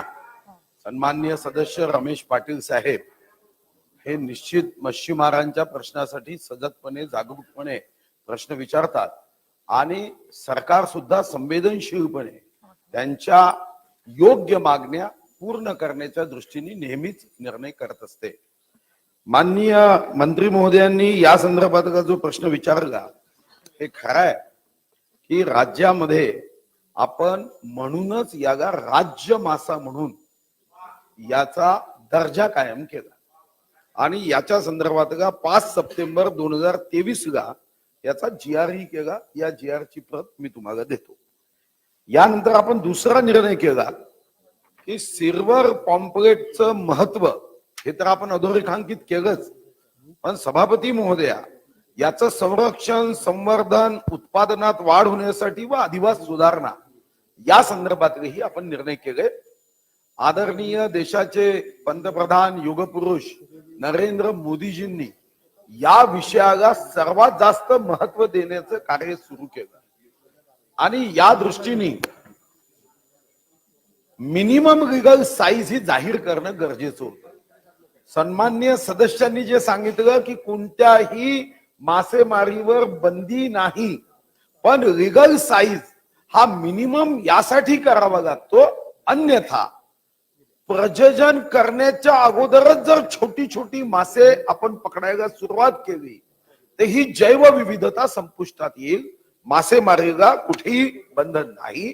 याही संदर्भात आपण एक मिनिमम लिगल साईज जाहीर केली, म्हणजे ज्यातून प्रजनन करताना यांना अतिशय छोट्या साईजच्या मासाला पकडलं जाणार. एक आर्टिफिशियल रिफ्ट साठी या राज्य मासा घोषित केल्यानंतर 56.42 कोटी केंद्र आणि राज्य असं 60-40च्या रेशो मध्ये आपल्या प्रस्तावाला आपण मान्यता घेतली. 145 गावामध्ये अधिवास निर्माण करण्यासाठी आपण आता कृत्रिम भित्तिका या सुद्धा आपण देतोय. हे देत असताना GI साधारणतः शाकाहारी किंवा तत्सम वस्तूंना दिलं जातं, पण आपण जिओग्राफिकल इंडिकेशन सातपाडी आणि त्या भागाच्या या मास्याचं महत्व एक्सपोर्ट करत असताना अधोरेखांकित व्हावं यासाठी सुद्धा रमेश पाटील साहेब आपला प्रश्न आल्यानंतर जेव्हा मी याचं ब्रीफिंग घेतलं, ताबडतोब 8 डिसेंबर 2023 ला आपण राज्य मासा सिल्वर पॉम्फ्रेटचा अधिवास सुधारणे, संवर्धन व संरक्षण करणे, पण GIच्या दृष्टीने आपण ताबडतोब समिती केली आणि 2 महिन्यामध्ये याचा अहवाल घेऊन आपण जिओग्राफिकल इंडिकेशन भौगोलिक संकेत व्हावे, ज्या कारणाने या भागातला जो काही सिल्वर पॉम्फ्रेट आहे तो एक्सपोर्ट करताना यामध्ये आपल्याला मदत होऊ शकेल. याशिवाय माननीय देवेंद्रजी वित्तमंत्री असताना पहिल्यांदा राज्य सरकारने, हे मी अतिशय अभिमानाने सांगू शकतो की या अगोदर साधारणतः डिझेल तेलावरची विक्रीवरची प्रतिपूर्ती होती ती 4-4 वर्ष दिली जात. पण ही गोष्ट वित्तमंत्री असताना देवेंद्रजीच्या लक्षात आणून दिल्यानंतर आपण साधारणतः 70 कोटीवरून रक्कम आता 161 कोटी रुपयापर्यंत वाढवली, ज्यातून या संदर्भातली पेंडन्सी ही जवळपास समाप्त झाली आणि मच्छीमार बांधवांना योग्य वेळी प्रतिपूर्तीची रक्कम ही आता प्राप्त होऊ शकते. आणि मला विश्वास आहे की आमच्या विभागाकडे जसं देवेंद्रजीचं लक्ष होतं तसं भविष्यात अजितदादाचंही राहील, हाही विश्वास या निमित्ताने मी व्यक्त करतो. या शिवाय माननीय रमेश पाटील साहेबांनी काही जे प्रश्न उपस्थित केले, या विभागामध्ये 1 मे 1960 नंतर साधारणतः या संदर्भातलं धोरणच अस्तित्वात नव्हतं. हा एक मोठा रोजगार देणारा व्यवसाय आहे, परिस्थितीमध्ये बदल करणारा व्यवसाय आहे आणि म्हणून आपण धोरण समिती सुद्धा तयार केली आणि विनंती करून या संदर्भातला अभ्यास असणारे माजी पेट्रोलियम मंत्री, माजी राज्यपाल श्री राम नाईक साहेबांच्या अध्यक्षतेखाली समिती केली, ज्यामध्ये विधान परिषद आणि विधानसभेचेही काही सदस्य आपण घेतले असून याही समितीचा अहवाल लवकरात लवकर येईल, जो सदस्यांना दिल्यानंतर अंतिम आपण त्याचा मसुदा अंतिम करू. सन्माननीय भाई जगताप, नाही आता मला खरंच सगळ्यांना सभापती महोदय आभारी आहे आपला. भाऊ 10 मिनिटं आता भाऊ 3 नेहमी 2.5 मिनिटं राहिलं अभ्यासपूर्वक आणि सगळं सांगत असतात, परंतु प्रतिपूर्ती हा विषयच नव्हता. जो विषय मच्छीमार समाजांच्या दृष्टीने महत्वाचा आहे, आत्ताच्या दृष्टीने महत्वाचा विषय असा आहे की आपलं स्वागतच करू आणि शासनाचा खऱ्या अर्थाने आम्ही कौतुकच करू की या माशाला मानांकन देण्याचं काम करण्यात आलं. आता संवर्धन हा विषय महत्वाचा आहे आणि या संवर्धनाचा जेव्हा आपण विषय चर्चा करतो त्यावेळेला त्यांनी 2 गोष्टी अतिशय महत्वाच्या बोलल्या, त्याच्यावर बोललंच जात नाही किंवा त्याच्यावर कारवाई होत नाही. 1 पर्शियन नेट, 2 एलईडीच्या माध्यमातून जी मासेमारी होते रात्रीची, आपण कितीही जरी निकष लावले, एवढा मासा झाला तरच तो जाळ्यामध्ये कसा सांगून येईल, परंतु हे जे काय रात्रीचे चोर आहेत वर्षानुवर्ष, आणि त्याच्यामध्ये सगळेच त्याच्यामध्ये त्या हमाम मध्ये नंगे आहेत असं म्हटलं तर अतिशयोक्ती होऊ नये, चांगला शब्द वापरलाय, संसदीय नाही, हमाम मध्ये असं म्हटलं तर. आणि म्हणून याच्या संवर्धनाचा जेवढा आपण विषय करू, तो संवर्धन तेव्हा होईल जेव्हा तो वाचेल. एलईडीच्या माध्यमातून आणि पर्शियन नेटच्या माध्यमातून ज्या पद्धतीने याची मासेमारी आणि ती गैर अशी मासेमारी होते, त्याच्यासाठी बंधनासाठी आपण काय करणार आहोत. नाहीतर आम्ही GR किती काढले, याच्यापूर्वी काढलेत, अनेक गोष्टी आपण केल्यात, परंतु जर ही मासेमारी अवैध मासेमारी बंद झाली नाही एलईडीच्या नावाखाली आणि पर्शियन नेटच्या खाली, तर त्यासाठी सरकार काय करणार आहे. त्याच्यासाठी धोरणं आहेत पण राबवली जात नाहीत. त्यासाठी काय आपण करणार आहेत, उपाययोजना करणार आहात, त्याचं उत्तर मिळालं तर हे संवर्धन चांगलं होईल. आपण एक सभापती महोदया, सभापती महोदया, कायद्याचं उल्लंघन करणाऱ्या अनधिकृत नौकावर ज्या संदर्भात भाईंनी प्रश्न विचारला, 637 कारवाई झाली. एलईडी 57, पर्ससीन 195, अनधिकृत ट्रॉलिंग 101, इतर अनधिकृत नौका 284, 2,92,00,000 रुपये दंडही आपण स्वीकारला, घेतला त्यांच्याकडून. आता असं आहे, शेवटी कायदा आपलं काम करतो. IPC मध्ये अनेक गुन्हे आहे म्हणून शून्यावर गुन्हे येतील अशी अपेक्षा करणं हे तर योग्य नाही. पण या संदर्भामध्ये यापेक्षाही जास्त कारवाई करण्यासाठी आपण काही सूचना करणार असेल तर स्वागत आहे. आणि या संदर्भातच आपण धोरण आखलं आहे की 2,92,00,000 रुपये दंड आपण घेताना सहकारी संस्था ज्या आहेत त्या येतात आणि आम्हाला दंड करू नका असं सांगतात, तरीही कडक कारवाई करण्याच्या आपण सूचना दिल्या, तरीही जर कोणी काही करत असेल तथापि आपण लक्षात आणून द्या, अशा नौकांवर यापेक्षा जर कायद्यामध्ये तरतुदी वाढवायच्या असतील सरकार सकारात्मक आहे. सन्मान्य विक्रम काळे देणार आहे, तुम्हाला देणार आहे. अहो ते मगापासून हात वर करतायत. अहो सगळ्यांच्या जिव्हाळ्याचा प्रश्न आहे. असं काय सभापती महोदया, मंत्री महोदयांनी सविस्तर उत्तर दिले, परंतु भाऊ यामध्ये पाटील साहेबांनी एक जी मागणी केली होती की हमी भाव, ज्या पद्धतीने आपण शेतीमालाला हमी भाव देतो, तसा आता आपण हा पापलेट राज्य मासा म्हणून घोषित केला, त्याबद्दल आम्ही आपलं अभिनंदन करतोय. आणि मग राज्य मासा केला असेल तर त्याला आपल्याला ब्रँडिंग केलं पाहिजे. जेवढी काही आपली महाराष्ट्र शासनाची हॉटेल्स आहेत, उपाहारगृह आहेत, तिथून हा मासा तिथं पहिल्यांदा आला पाहिजे. याविषयी काय आपलं धोरण आहे का? आणि हमी भाव देण्याच्या बाबतीमध्ये राज्य सरकार काही ठोस पावलं उचलणार आहे का? हो, शेवटचा प्रश्न विचारा. हा. हमी भाव त्या धान्य उत्पादन किंवा तत्सम गोष्टीला दिलं जातं ज्या संदर्भामध्ये बाजारपेठेमध्ये उत्पादन जास्त आहे आणि मागणी कमी आहे. इथं 1400 रुपये किलो आहे. आता याला 400 रुपये हमीभाव देऊन उपयोग नाहीये. आता प्रश्न असा आहे की खाणाऱ्यांसाठी हा मासा जास्तीत जास्त कसा उपलब्ध करता येईल आणि ज्या दराने त्यांना खावं लागतं त्यापेक्षा, म्हणजे मी खात नाही पण समजा जे खाणारे आहेत त्यांना 1400 रुपये किलोचा खाण्याच्या ऐवजी अजून काही चांगला कमी करता येईल का? हा आहे. आता हमी भाव हा उत्पादकांसाठी नसून हमी खाणाऱ्यांसाठी द्यायची. सन्मान्य जयंत पाटील, थोडक्यात प्रश्न घ्या प्लीज आता. हा. एका मिनिटामध्ये बोलतो सभापती महोदय. सातपाडीचा पापलेट याचं मानांकन तुम्ही कशावर ठरवलं? नाही सभापती महोदय, हे असं हे बरोबर नाही. मंत्री महोदय, आपण अभ्यासू आहात. सातपाटीला बोंबीला प्रसिद्ध आहे, त्याची क्वालिटी कुठेही जगात नाही. मी सातपाटीचाच बोंबील खातो. सभापती महोदय, याच्यामध्ये सगळ्यात चांगलं पापलेट हे श्रीवर्धनला होतं, बोरलीला होतं आणि नंतर अलिबाग तालुक्यातल्या सासवण्याला होतं. हे मानांकन करताना मंत्री महोदयाचा पुनर्विचार करणार का?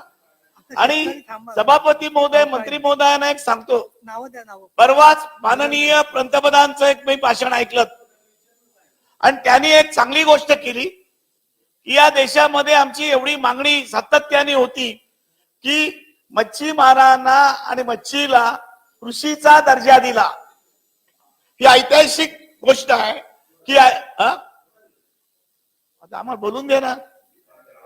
महाजन साहेब काय सांगितलं तुम्हाला? नाही काय तुम्ही जळगाव सारखं मध्ये वाद आणू नका आम्हाला इथे. सभापती महोदया, याच्यामध्ये ज्या वेळेला कृषीचा आला तर विक्रम काळेंना सांगतो तर मोठा निर्णय माननीय पंतप्रधानांनी घेतलेला आहे. तर हमी भाव आलाच, कृषीला हमी भाव आहे आणि शेतीचं कर्ज ज्याप्रमाणे कमी दराने मिळतं त्याप्रमाणे आता मच्छीमारांना कर्ज देण्याचं धोरण केंद्र सरकारने दिलेलं आहे. त्याची जाणीव राज्याला आहे का? आणि त्याची अंमलबजावणी ताबडतोब पंतप्रधानांच्या निर्णयाचा करणार आहे का? आणि पापलेटचं मूल्यांकन करताना सर्वस्वी राज्यातल्या पापलेटचं करणार आहात का? आणि समजा हे केलं असेल तुम्ही, बैठक मंत्री महोदय, हे तुम्ही केलं असेल की मोजमाप करून, पाणी करून, अभ्यास करून, ती कशा प्रकारे आणि कोणी केली? पुढच्या आठवड्यात बैठक सभापती महोदय, खरं तर सन्माननीय सदस्य अतिशय अभ्यासू आहे. हे GI जे आहे ते राज्य देश असं केलं जात नाही की त्या भौगोलिक क्षेत्रामध्ये त्या जिओग्राफीचं इंडिकेशन असतं. म्हणजे एखाद्या ठिकाणची जसं आपल्या राज्यामध्ये एका तालुक्यातली ज्वारीच जिओग्राफिकल इंडिकेशन मध्ये आहे, असं जगामध्ये त्या ठिकाणी असणाऱ्या गोष्टींचं एक वैशिष्ट्य असतं.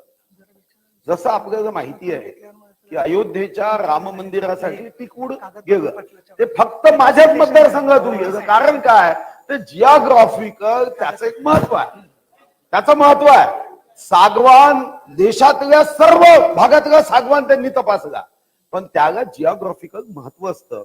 म्हणून सातपाडी आणि पालघर, आणि म्हणूनच आता माननीय पंतप्रधान मोदयांचं तुम्ही 4-5दा नाव घेतलं की उत्तम काम करताय, तर पंतप्रधान महोदयांनी म्हणून वन स्टेशन वन प्रॉडक्ट, कारण त्या स्टेशनचं एक महत्व आहे. आता दुसरा मुद्दा की तुमच्याकडे सुद्धा या संदर्भामध्ये काही जिओग्राफिकल टॅगिंग करायचं असेल, जसं आपण देवगडचा आंबा, आता हापूस तर अनेक ठिकाणी लागतो, पण देवगडचा आंब्याचाच काय जिओग्राफिकल टॅगिंग आपण करतो. तर या दृष्टीने जिओग्राफिकल इंडिकेशन हे त्या दृष्टीने ठरवलं जातं. तुमचंही काही जिओग्राफिकल इंडिकेशन ठरवायचं असेल तर त्या दृष्टीने आपण प्रस्ताव देऊ शकता. पण रमेश पाटलांच्या प्रस्तावामध्ये कारण नसताना अलिबाग त्याच्यामध्ये टाकणं हे अन्याय करू नका. बरं, आता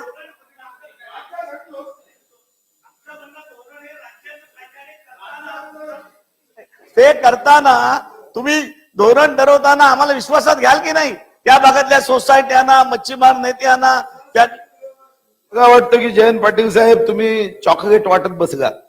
मी अगोदरच सांगितलं की आज आणले नाही, मी अगोदरच आपल्याला सांगितलं की धोरण समितीचं अध्यक्ष राम नाईक साहेबांना केलं. धोरण समितीमध्ये विधान परिषद विधानसभेचे सदस्य आहे. जेव्हा ते धोरण येईल तेव्हा सभागृहामध्ये देऊन त्यावर सूचना घेऊन आपण अंतिम करू, एवढ्या स्पष्टपणे सांगितलं. पण तरीही सभापती महोदया, आपण या संदर्भामध्ये बैठक आयोजित करण्यासाठी सांगितलंय. एक बैठक आयोजित केलं जाईल, पण हे अधिवेशन संपल्यानंतर सह्याद्रीमध्ये, पण शाकाहारी भोजनासहित. नाही, त्यांनी शाकाहारी भोजन विनोदानी म्हटलंय. तुम्हाला मिळेल मासा, शांत राहा, उगाच गडबड करू नका. आता कागदपत्र सभागृहाच्या समोर ठेवणे. सन्माननीय उपमुख्यमंत्री तथा विधी व न्याय मंत्री. माननीय सभापती महोदय,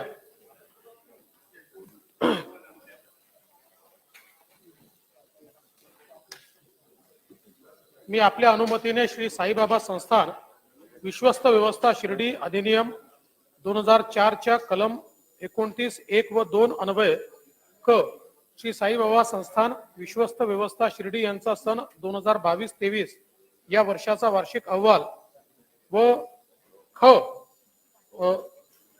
श्री पंढरपूर मंदिर अधिनियम 1973 च्या कलम 49(1) व 2 अन्वये श्री विठ्ठल रुक्मिणी मंदिरे समिती पंढरपूर यांचा सन 2021-22 या आर्थिक वर्षाचा लेखा परीक्षण अहवाल व त्यावरील अनुपालन अहवाल सभागृहासमोर ठेवतो. अहवाल सभागृहासमोर ठेवण्यात आला. सन्माननीय सदस्यांना सदर अहवाल विधानमंडळाच्या www.mls.org.in या संकेतस्थळावर उपलब्ध करून देण्यात येईल. सन्माननीय पशुसंवर्धन मंत्री. सभापती महोदय, मी आपल्या अनुमतीने महाराष्ट्र पशु व मत्स्य विज्ञान विद्यापीठ अधिनियम 1998 मधील कलम 7 अन्वये महाराष्ट्र पशु व मत्स्य विज्ञान विद्यापीठ नागपूर यांचा सन 2022-23 या वर्षाचा वार्षिक अहवाल सभागृहासमोर ठेवतो. अहवाल सभागृहासमोर ठेवण्यात आला. पणन मंत्री. सभापती महोदय, मी आपल्या अनुमतीने महाराष्ट्र राज्य वखार महामंडळाचा अधिनियम 1962 चा कलम 31(11) अन्वये महाराष्ट्र राज्य वखार महामंडळ याचा सन 22-23 चा वार्षिक अहवाल सभागृहासमोर ठेवतो. अहवाल सभागृहासमोर ठेवण्यात आला. 93च्या सूचनांच्या आधी आज काही 289च्या सूचना आलेल्या आहेत. त्याच्यामध्ये त्या संदर्भात चर्चा जरी सभागृहात आता होणार नाही, परंतु दुसऱ्या विषयामध्ये आपण ते विषय घेऊ शकतो, कारण ते विषय महत्वाचे आहेत. त्यामध्ये पहिली जी सूचना आहे ती सुनील शिंदे यांची आहे. देवगड जिल्हा सिंधुदुर्ग समुद्रकिनारी पर्यटनासाठी आलेले पुणे येथील खासगी सैनिक अकॅडमीचे 6 विद्यार्थी बुडाले. अत्यंत महत्वाचा विषय आहे आणि याच्या पूर्वी घटना घडल्यावर सरकारने एसओपीज केल्या होत्या, पण त्याची अंमलबजावणी का होत नाहीये हे बघण्याच्या संदर्भात सरकारने निवेदन करावं आणि या कुटुंबांच्या मदतीसाठी आपण काय करू शकतो जास्तीत जास्त तो विचार करावा असं मी या ठिकाणी सरकारला सांगते आहे. होय, धन्यवाद. दुसरी जी आहे सन्माननीय विलास पोतनीस यांची आहे. 289 नागपूरच्या शासकीय वैद्यकीय महाविद्यालयातील मेडिकल MBBS निवासी डॉक्टरांच्या वाढत्या आत्महत्या रोखणे हा विषय जरी गंभीर असला तरी सुद्धा त्याच्यावर निवेदन करत असताना स्वतः डॉक्टर्स वरतीच अशी आत्महत्यांची वेळ होत असेल तर खूप गंभीर आहे, तर सरकारने या संदर्भात निवेदन करावं असं मी या ठिकाणी सांगते. तिसरं, सन्माननीय श्री अभिजित वंजारी आणि अंबादास दानवे या दोघांची एकच सूचना आहे कांदा निर्यातीच्या संदर्भात. आपण 2 मिनिटं बोला. आणि वंजारी नाही आहेत पण नरेंद्र दराडांना 1 मिनिट देते. तुमचं कालपासून विषय. सभापती महोदय, मागच्या 8-15 दिवसामध्ये महाराष्ट्रामध्ये प्रचंड प्रमाणात गारपीट, अवकाळीचा फटका शेतकऱ्यांना बसलेला आहे. जवळपास सगळ्याच भागातल्या पीक असेल, फळबागा असेल, याचं नुकसान मोठ्या प्रमाणावर झालेलं आहे. आणि हे कमी झालं की काय म्हणून जे महत्वाचं कांदा आपलं पीक आहे, या कांद्याची स्थिती मागच्या वर्षात काय झाली होती, त्याला सरकारने अनुदान जाहीर झालं होतं. मान्य कृषी मंत्री त्यावेळेसचे इथं बसलेले, आताचे पण इथं बसलेले आहेत. आणि 15 ऑगस्ट पर्यंत सगळ्यांना पूर्ण अनुदान देण्याची घोषणा झालेली होती, पूर्ण झालेली नाही अजून. पण कांद्याच्या विषयी जे केंद्र सरकारने निर्यात बंदीचं धोरण लागू केलेलं आहे, मला असं वाटतं हे अतिशय शेतकऱ्यांच्या दृष्टीनं एक मोठा आघात शेतकऱ्यावर हा बसलेला आहे. कांद्याचा भाव 4,000 रुपयापर्यंत आलेला होता आणि अचानक निर्यात बंदी जाहीर झाल्यावर हा कांदा कृषी उत्पन्न बाजार समित्यामध्ये 1200 रुपयापासून तर 1500 रुपयापर्यंत याचे भाव खाली आलेले आहेत. म्हणजे 4,000 कुठे आणि 1200-1300 कुठे कांद्याचा भाव. आणि हे सगळं झालं कांद्याचं जे निर्यात बंदीचं धोरण केंद्र सरकारने जाहीर केलं म्हणून हे झालेलं आहे. आता हे कोणत्या हेतून केलं? ग्राहकांचं हित महत्वाचं जरी असलं तरी शेतकऱ्यांचं हित सगळ्यात महत्वाचं आहे. कारण शेतकऱ्यांना याच्यावर उत्पादन खर्च किती लागतो, नंतर उत्पादन येतं आणि त्याच्यानंतर त्या कांद्याला भाव ज्या पद्धतीनं असायला पाहिजे 4,000 रुपयापर्यंतचा भाव हा 1,500 रुपयापर्यंत आलेला आहे. आणि म्हणून ठिकठिकाणी या महाराष्ट्रामध्ये आज आंदोलन होतंय. मागच्या 4-5 दिवसापासून ठिकठिकाणी आंदोलनं होत आहेत. अनेक पक्ष, अनेक नेते आणि शेतकरी उत्स्फूर्तपणे आंदोलनात उतरलेले आहेत. खरं तर याचं 289 आपण परवानगी द्यायला पाहिजे होती सभापती महोदय, कारण या महाराष्ट्रातील शेतकऱ्यांच्या दृष्टीनं अतिशय महत्वाचा विषय आहे. मी आपल्या माध्यमातून सरकारला ही विनंती करेल की आपण केंद्र सरकारकडे कांद्याच्या निर्यात बंदी संदर्भात या महाराष्ट्रातल्या शेतकऱ्यांची भूमिका मांडणार आहात का, किंवा मांडली पाहिजे. आणि मांडत असताना जर मांडणार नसाल तर जे शेतकऱ्याचं पर क्विंटल जवळपास 2,500 रुपयाचं नुकसान होतं हे सरकार स्वतः स्वीकारणार का, किंवा हे स्वीकारलं पाहिजे. शेतकऱ्याला एक आधाराची गरज कांद्याच्या प्रकरणात अत्यंत आवश्यक आहे सभापती महोदय.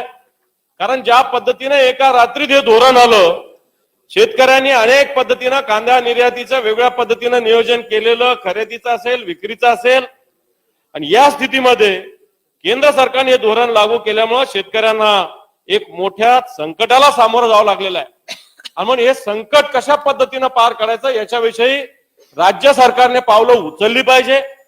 राज्य सरकारने पावलं उचलत असताना केंद्र सरकारला विनंती करावी. केंद्र सरकार ऐकणार नसत तर कांद्याच्या उत्पादक शेतकऱ्यांना आपण एक मदत देण्याचा एक प्रयत्न आपण करावा, अशा प्रकारची विनंती वजा आव्हान मी आपल्या माध्यमातून सरकारला करतो. आणि सरकारने याविषयी सुस्पष्टपणे भूमिका घ्यावी अशा प्रकारची सुद्धा विनंती मी आपल्या माध्यमातून सरकारला करतो.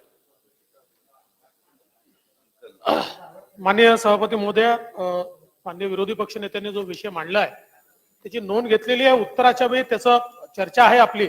चर्चेच्या उत्तराच्या वेळी त्याचे उत्तर सविस्तर देण्यात येईल. पण मी स्वतः पियुष गोयलजी यांच्याशी या संदर्भात चर्चा केली आहे.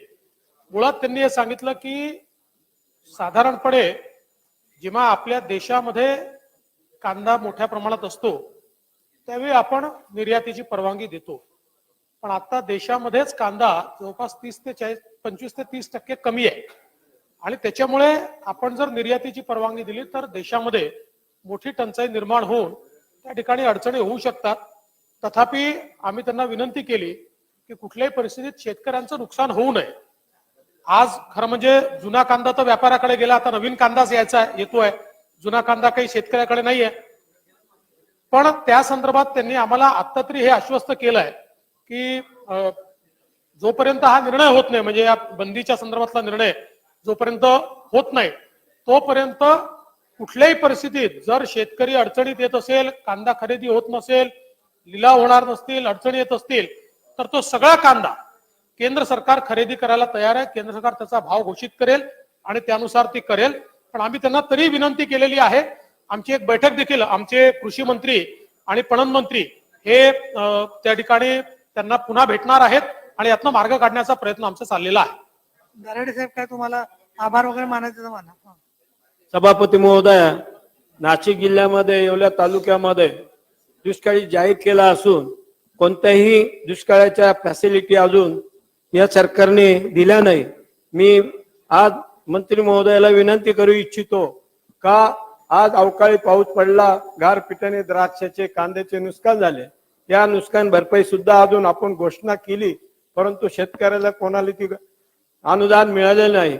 विशेषतः म्हणजे आज नाशिक जिल्ह्यामध्ये कांद्याच्या संदर्भात निर्यातीच्या बंदीमुळे रस्ते शेतकऱ्यांनी आंदोलन केलेले आहे आणि त्या आंदोलनाच्या निमित्ताने आपल्याला विनंती करू इच्छितो का निर्यात बंदी उठवावी आणि त्याप्रमाणे डाळिंब असेल तसेच गारपिटीमुळं ज्या काही नुकसान झाले आहे त्या 25/10 रोजी नोव्हेंबर मध्ये जिल्ह्यात येवला तालुक्यामध्ये कातरणी, विखरणी, द्राक्षाच्या बागाची जी नुकसान झालं आपण घोषणा केली आहे, कृषी मंत्र्यांनी पण घोषणा केली, त्याची नुकसान भरपाई लवकर करून द्यावी अशी मी मागणी करतो. तसेच जर विशेषतः म्हणजे आपण जे अनुदान नाही, आता आपली चर्चा आहे ना, दुपारी अवकाळीवरती चर्चा आहे, शेतकऱ्याला त्याच्यात तुम्ही बोला ना. पण एक सन्माननीय सगळे मंत्री महोदय असताना तुमचं नाशिकचं व्यथा मांडणं गरजेचं होतं. मंत्री महोदय इथे बसले, आपण त्यांनी सांगितलं का अनुदान 50,000 रुपये देण्याचं कबूल केलं, परंतु सहकार बँकेने दिलं पण राष्ट्रीयकृत बँकेने ते अनुदान अजून दिलं नाही. त्या 351 शेतकऱ्याला कातरणी येथील आमच्या तर नॅशनल बँकेने अनुदान दिलेलं नाही, म्हणून त्यापैकी 27 लोकांना दिलं, बाकीचे बँक ऑफ महाराष्ट्राने अनुदान शेतकऱ्याला दिलं नाही, म्हणून त्वरित द्यावं असे मी मागणी करतो. सत्तार साहेब, सरकारच्या वतीनं आपण पूर्ण अनुदान वितरित केलं. एखाद्या बँकेने जर अनुदान रोखलं असेल आणि 400 रुपयाने, म्हणजे महाराष्ट्राच्या इतिहासात एवढं कधीच आपण दिलं नव्हतं, पण एखाद्या बँकेने जर ते रोखलं असेल तर निश्चित त्या बँकेला सांगण्यात येईल. कारण आपला GR आहे आणि आरबीआयने देखील हे मान्य केलेलं आहे. जी SLBC झाली होती त्यात आरबीआयचे डेप्युटी गव्हर्नर आले होते, त्यांनी सगळ्या बँकांना सांगितलं की कोणीही अनुदानाचे पैसे हे कर्ज खात्याकडे वळते करणार नाही किंवा अनुदानाचे पैसे अडवणार नाहीत. त्यामुळे आपण जरूर ती माहिती द्या. बँक ऑफ महाराष्ट्राला सांगून ते पैसे त्यांच्या कर्ज खात्यात वळते न करता त्यांना ते काढता यावेत अशा प्रकारची व्यवस्था करण्यात. हे पहा, एक पुणे जिल्ह्यामध्ये तळवडे या भागामध्ये फटाक्याच्या फॅक्टरीचा स्फोट होऊन अनेक महिला मृत्युमुखी पडलेल्या आहेत आणि तो अत्यंत तातडीचा विषय आहे. त्यातले अनेक लोक अत्यवस्थ आहेत, ससून हॉस्पिटलमध्ये आहेत. तर सन्माननीय सदस्य उमा खापरे यांना संदर्भात त्यांनी औचित्य मांडू द्यायची परवानगी मागितली, ती मी अनुमती देते आहे. तुम्ही पण बोला, त्यांचं बोलणं. 93 सभापती महोदया, 93 तुमची आहे, पण त्यांनी सभापती महोदया, राज्यात पुणे जिल्ह्यातील पिंपरी चिंचवड येथे स्पार्कल कॅन्डल्स तयार करणाऱ्या कंपनीत स्फोट होऊन 6 महिलांचा जागीच मृत्यू झाला. तसेच जखमीपैकी 2घींचा उपचारादरम्यान मृत्यू झाला. एकूण 8 महिलांचा मृत्यू झाला अशी धक्कादायक बाब ही उघडकीस आलेली आहे. स्पार्कल कॅन्डल बनवणाऱ्या कंपनीत अचानक आग लागल्याने ह्या कंपनीत काम करणाऱ्या अनेक कामगारांचे आयुष्य त्यामुळे उद्ध्वस्त झालेले आहे. या कंपनीत वाढदिवसाच्या केकसाठी ज्या स्पार्कल बनवण्याचे आपण वापरतो त्याचं काम सुरू होतं. त्यासाठी स्फोटक व ज्वालाग्रही पदार्थही बिना परवाना वापरला जात होता. ही खूप गंभीर बाब आहे. सभापती महोदया, त्या कामगारांना किमान 25 लाख अशी इतकी रक्कम देऊन त्यांना सहकार्य करावं अशी मी विनंती करते.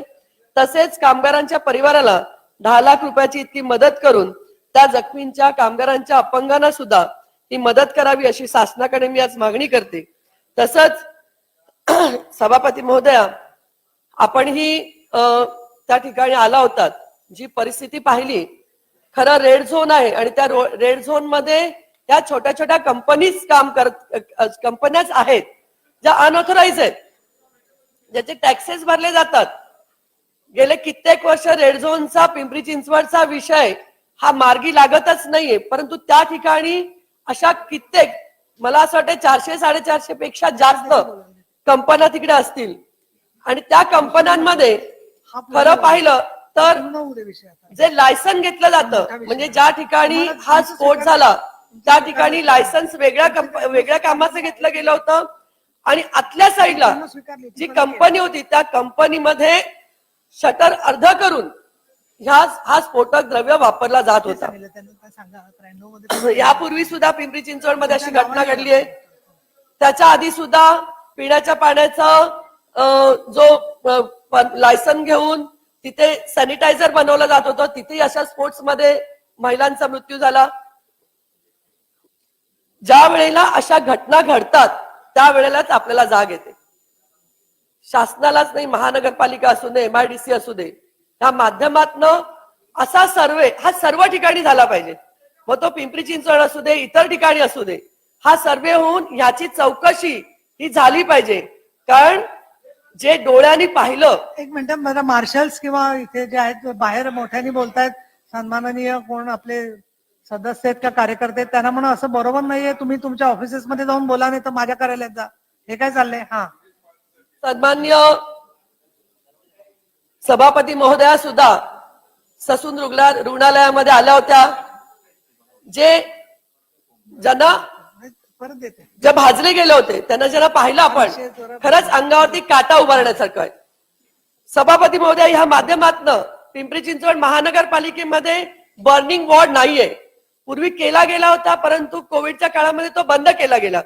आपल्या माध्यमातून ही मागणी सुद्धा करते की तो बर्निंग वॉल YCM मध्ये झाला पाहिजे, पिंपरी चिंचवड शहरात झाला पाहिजे. मला असं वाटतं की आपण आता मुद्दे अजून मांडा थोडक्यात, पण 97 ची चर्चा मी देते याच्यावरती, आणि त्याच्यावरती आपण म्हणजे गृह विभागाला आणि नगर विकास विभागाला त्याच्यावरती आपण सविस्तर उत्तर जर का झालं तर एक सन्माननीय सचिन अहिर यांचाही त्यामधलाच एक मुद्दा आहे, तो पण आम्ही देतो आणि त्याच्यावरती चर्चा आपण एक 45 मिनिटाची जरी, ज्याच्यात सविस्तर आपल्याला 10-15 मिनिटं व्यवस्थित पॉलिसीवर मांडता येईल.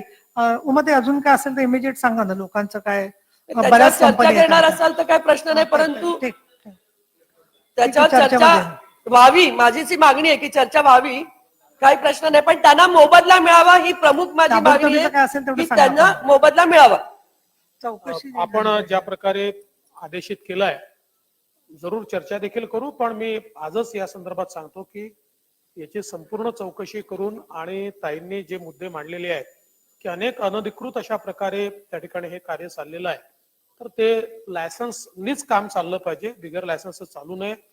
तिथे जे काही कामगार आहेत त्या कामगारांचे जे काही त्या ठिकाणी त्यांना नियमानुसार त्यांना ज्या काही कंडिशन्स, वर्किंग कंडिशन दिल्या पाहिजेत त्या आहेत की नाही हे तपासण्यात येईल.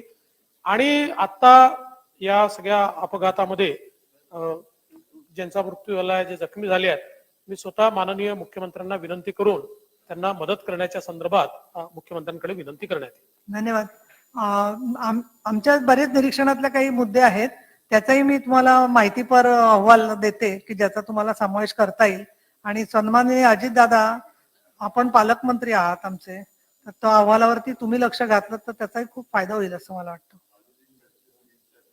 महेश सभापती महोदय, कारण सगळे वाट बघतायत तिकडे तुमची पिंपरी. महेश लांडगे साहेबांनी मगाशी मुद्दा उपस्थित केलेला होता आणि त्यावेळेस आम्ही तिघही बरोबरच होतो. तर आता जे उपमुख्यमंत्री महोदयांनी सांगितलेलं ते करायचं ठरलेलं आहे, त्या पद्धतीने केलं. जरूर. धन्यवाद. सन्मान्य सत्यजित तांबे, तुमचा खूप आग्रह होता, फडणवीस साहेब असतानाच तुम्हाला मांडायचं होतं, त्याच्यामुळे आता औचित्य दिलेलं आहे तुम्हाला, तर थोडक्यात मांडा. सभापती महोदय, काल मी गडचिरोली जिल्ह्यामध्ये उद्या देणार, लेखी द्या काय असेल. भेटीसाठी गेलो होतो असं आता नाही, आणि गडचिरोली जिल्ह्यामध्ये गेल्यानंतर डॉक्टर अभय बंग यांच्या, पद्मश्री डॉक्टर अभय बंग यांच्या सर्च संस्थेला भेट दिली असता एक गंभीर प्रकार तिथे त्यांनी माझ्या निदर्शनास आणून दिला आणि आज तो अनेक वर्तमानपत्रांमध्ये छापून देखील आलेला आहे. लक्षवेधीची केली आहे. दारूबंदी असलेल्या गडचिरोली जिल्ह्यामध्ये मोह फुलांपासून दारू निर्मिती करण्याच्या कारखान्याचं भूमिपूजन काल त्या ठिकाणी झालेलं आहे. मुळातच दारूबंदी असलेल्या या जिल्ह्यामध्ये जो टास्क फोर्स याच्या निमित्ताने केला होता तो आपल्याच काळामध्ये मुख्यमंत्री असण्याच्या काळामध्ये 2014 साली झाला होता, ज्याचे अध्यक्ष मान्य मुख्यमंत्री पदसिद्ध अध्यक्ष म्हणून असतात.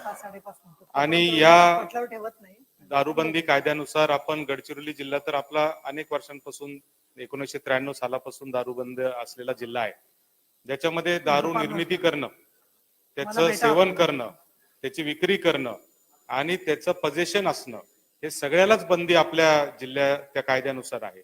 असं असताना मोह फुलापासून दारू निर्मिती करण्याचं कारखान्याचं भूमिपूजन तिथं झालेलं आहे. वास्तविक 1976 साली आदिवासी विभागामध्ये विशेष करून दारूबंदी करत असताना काही ठोस अशा गोष्टी त्या कायद्यामध्ये केंद्र शासनाने केल्या होत्या. कारण आदिवासी जो समाज आहे त्याच्यामध्ये अनेक चालीरीतींमध्ये त्याला घरही वापरण्यासाठी दारूची निर्मिती करायची परवानगी देखील त्या कायद्याने त्या ठिकाणी दिलेली, ज्याच्यामध्ये मोह फुलापासून दारू देखील बनवण्याची परवानगी घरच्या वापरासाठी जर असेल तर ती करण्याची परवानगी त्या कायद्याने दिलेली. मात्र कारखाना जर तिथं होत असेल तर मला असं वाटतं की हे कुठंतरी त्या दारूबंदीच्या आपण जो काय आपल्याच नेतृत्वाखाली जो निर्णय घेतला होता त्याच्या मूळ विचारालाच प्रश्नचिन्ह निर्माण करणारा हा कालचा झालेला आहे. तर त्याच्या या औचित्याच्या मुद्द्याच्या माध्यमातून मी आपलं सभागृहाचं आणि आपलं लक्ष याकडे वेधू इच्छितो. माननीय सभापती महोदया, सत्यजित तांबे साहेबांनी जो विषय उपस्थित केलाय तो निश्चितपणे गंभीर आहे. डॉक्टर अभय बंग साहेबांनी मला देखील फोन केला होता आणि त्यांची नाराजी त्यांनी प्रगट केली की आपण गडचिरोली सारख्या जिल्ह्यामध्ये त्या ठिकाणी दारू उत्पादनाच्या संदर्भातली एक फॅक्टरी त्याचं भूमिपूजन होत आहे. मुळात दोन गोष्टी या ठिकाणी मला मांडायच्या आहेत. एक तर मागच्या काळामध्ये डॉक्टर अभय बंग यांच्या नेतृत्वात आपण त्या ठिकाणी व्यसनमुक्तीचा एक खूप मोठा कार्यक्रम हातामध्ये घेतला आणि त्याच्या पाठीमागचं कारण असं होतं की जशी दारूबंदी होती पण त्या ठिकाणी मोठ्या प्रमाणात तंबाखूचं सेवन आणि इतर सगळ्या व्यसनांमुळे ज्यावेळी जिल्ह्यातल्या मुलांचं स्क्रीनिंग करण्यात आलं त्यावेळी मोठ्या प्रमाणात मुलं हे प्रोन टू कॅन्सर अशा प्रकारे त्या ठिकाणी आपल्या लक्षात आले आणि म्हणून मग तो एक मिशन आपण राबवलं आणि डॉक्टर अभय बंग यांनी अतिशय उत्तम काम त्या मिशन मध्ये केलं. त्याच्यामुळे मोठ्या प्रमाणात व्यसनमुक्ती झाली. त्याच्यामुळे लोकांना जे काही आरोग्याला त्याचा जो काही अपाय व्हायचा तो देखील कमी व्हायला सुरुवात झाली आणि सातत्याने दारूबंदीच्या संदर्भातला त्यांचा आग्रह आहे तो जिल्हाही दारूबंदीचा आहे. एकीकडे हे सत्य आहे, दुसरीकडलं हे देखील सत्य आहे की मोहफुलाच्या संदर्भात सातत्याने आपण एक मुद्दा मांडत होतो की मोहफुल आदिवासींकरता त्या ठिकाणी 2 पैसे कमवून देण्याचं साधन आहे, त्यामुळे त्याच्यावर प्रक्रिया झाली पाहिजे आणि मग त्यातनं कुठेतरी आपल्याला वाईन तयार करता आली तर त्यातनं मोहफुलाला जरा जास्त त्या ठिकाणी किंमत मिळेल अशा प्रकारचा विचार होता.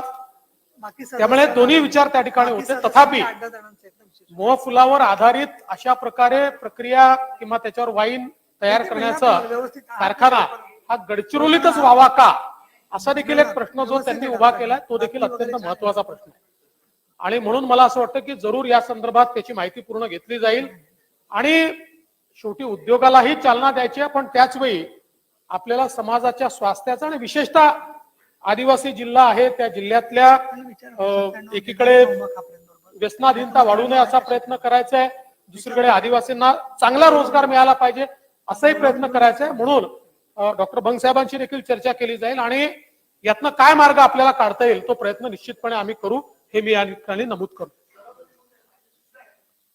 उपमुख्यमंत्री याच्यातून इथॉनॉल काढता येतं का याचा पण अभ्यास करायचा. आता इथे बंदी आले ना उलटा विषय तो वेगळा इश्यू वाढतोय अजून. नाही मोह पुलाचं जे मार्केट आहे, मी पण काल गडचिरोलीला गेलो होतो, मी तुम्हाला भेटणार आहे. त्याच्यातून इथेनॉल काढता येतं का याचा विचार करा. आणि चंद्रपूर आणि गडचिरोलीलाही ते दारूबंदी असेल, तो मोह पूल बाहेर नेऊन कुठेही आपल्याला करता येतं का, ज्या ठिकाणी नाशिकला होतंय त्याचा पण विचार करावा, जेणेकरून मोहपुराच्या उत्पन्नातून तिथल्या आदिवासीला आर्थिक उत्पन्न होईल आणि तिथे असलेल्या नैसर्गिक संपत्तीचा उपयोग घेता येईल, याचा पण विचार करावा अशी माझी सूचना. पण अभय अतिशय बंगाल चांगली सूचना भाईंनी मांडलेली आहे. मी तर पलीकडे जाऊन सांगतो की जरूर याच्यातनं इथेनॉल तयार होत आहे का अशा प्रकारचा प्रयत्न केला जाईल, तसा प्रयोग केला जाईल.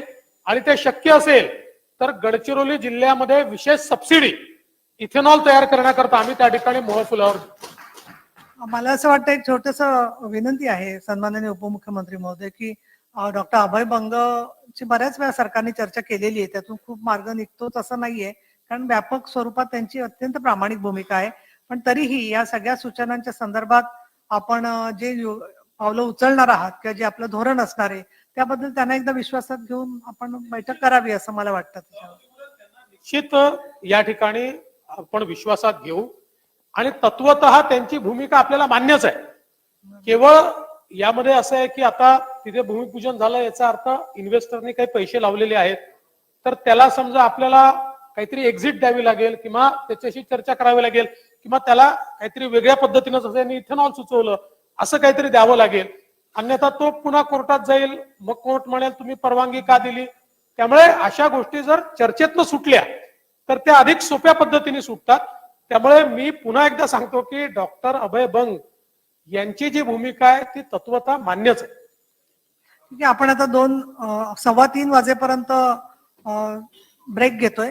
त्याच्यानंतर आपली पुढचं जे ठरलं आज आपल्या गटनेत्यांचं आज ठरलं, जे नव्हते त्या मिटिंगला त्यांच्यासाठी मुद्दामून सांगते की आजच्या लक्षवेधी जे आहेत त्या आपण पुढे म्हणजे उद्या घेणार आहोत. आणि आल्यानंतर विशेष उल्लेख आणि औचित्य मी अजूनही प्रलंबित ठेवते, संध्याकाळी वेळ झाला तर ती घेऊ आपण. काय सांगायचं होतं? 93 पटलावर ठेवत आहे. तुम्ही मी काय करायचं ते विचार करून सांगते, थांबा जरा. तुमची सूचना जी आहे ती संध्याकाळी आपल्याला वाटलं ना 6-6:30 पर्यंत की विशेष उल्लेख होत नाहीयेत तर आपण पटलावर ठेवते, पण नाहीतर आपण बोलायची संधी देऊ. आणि त्याच्यानंतर आल्यावरती अवकाळी पावसावरती आपण चर्चा सुरू करणार आहोत. त्यानंतर पुरवणी मागण्या साधारण 4:30 ते 5च्या सुमाराला घेणार आहोत आणि उद्या परत सकाळच्या सेशनमध्ये बोलायला संधी प्रत्येकाला द्यायचा आपला प्रयत्न आहे. परंतु एक नम्र विनंती आहे की सर्व आपल्या सदस्यांनी वेळेची मर्यादा 10 मिनिटांमध्ये प्रत्येकाने बोलावं, विरोधी पक्षनेते आणि गटनेते सोडून बाकीच्या सर्व जणांनी ती पाळली गेली तर सगळ्या दोन्ही चर्चा आपल्या व्यवस्थित होतील. आणि फडणवीस साहेब तुम्ही अत्यंत सहनशक्ती ठेवून सगळ्या प्रश्नाची उत्तरं दिलीत, शेवटपर्यंत थांबलात, आम्ही आभारी आहोत. आणि अजूनही कामकाज आहे दिवसभराचं. थँक्यू. 3:15. हा ठीक आहे ना. काय झालं आपला वादविवाद न होता. अहो त्याला सचिन नाईला म्हणा बोलवून घ्या आतमध्ये, नाही तर नंतर बोला त्याला जेवायला जायचं असेल नंतर बोलून घ्या. ते उमाताईं बरोबर तुम्ही देणार असाल 97 तर ते सगळे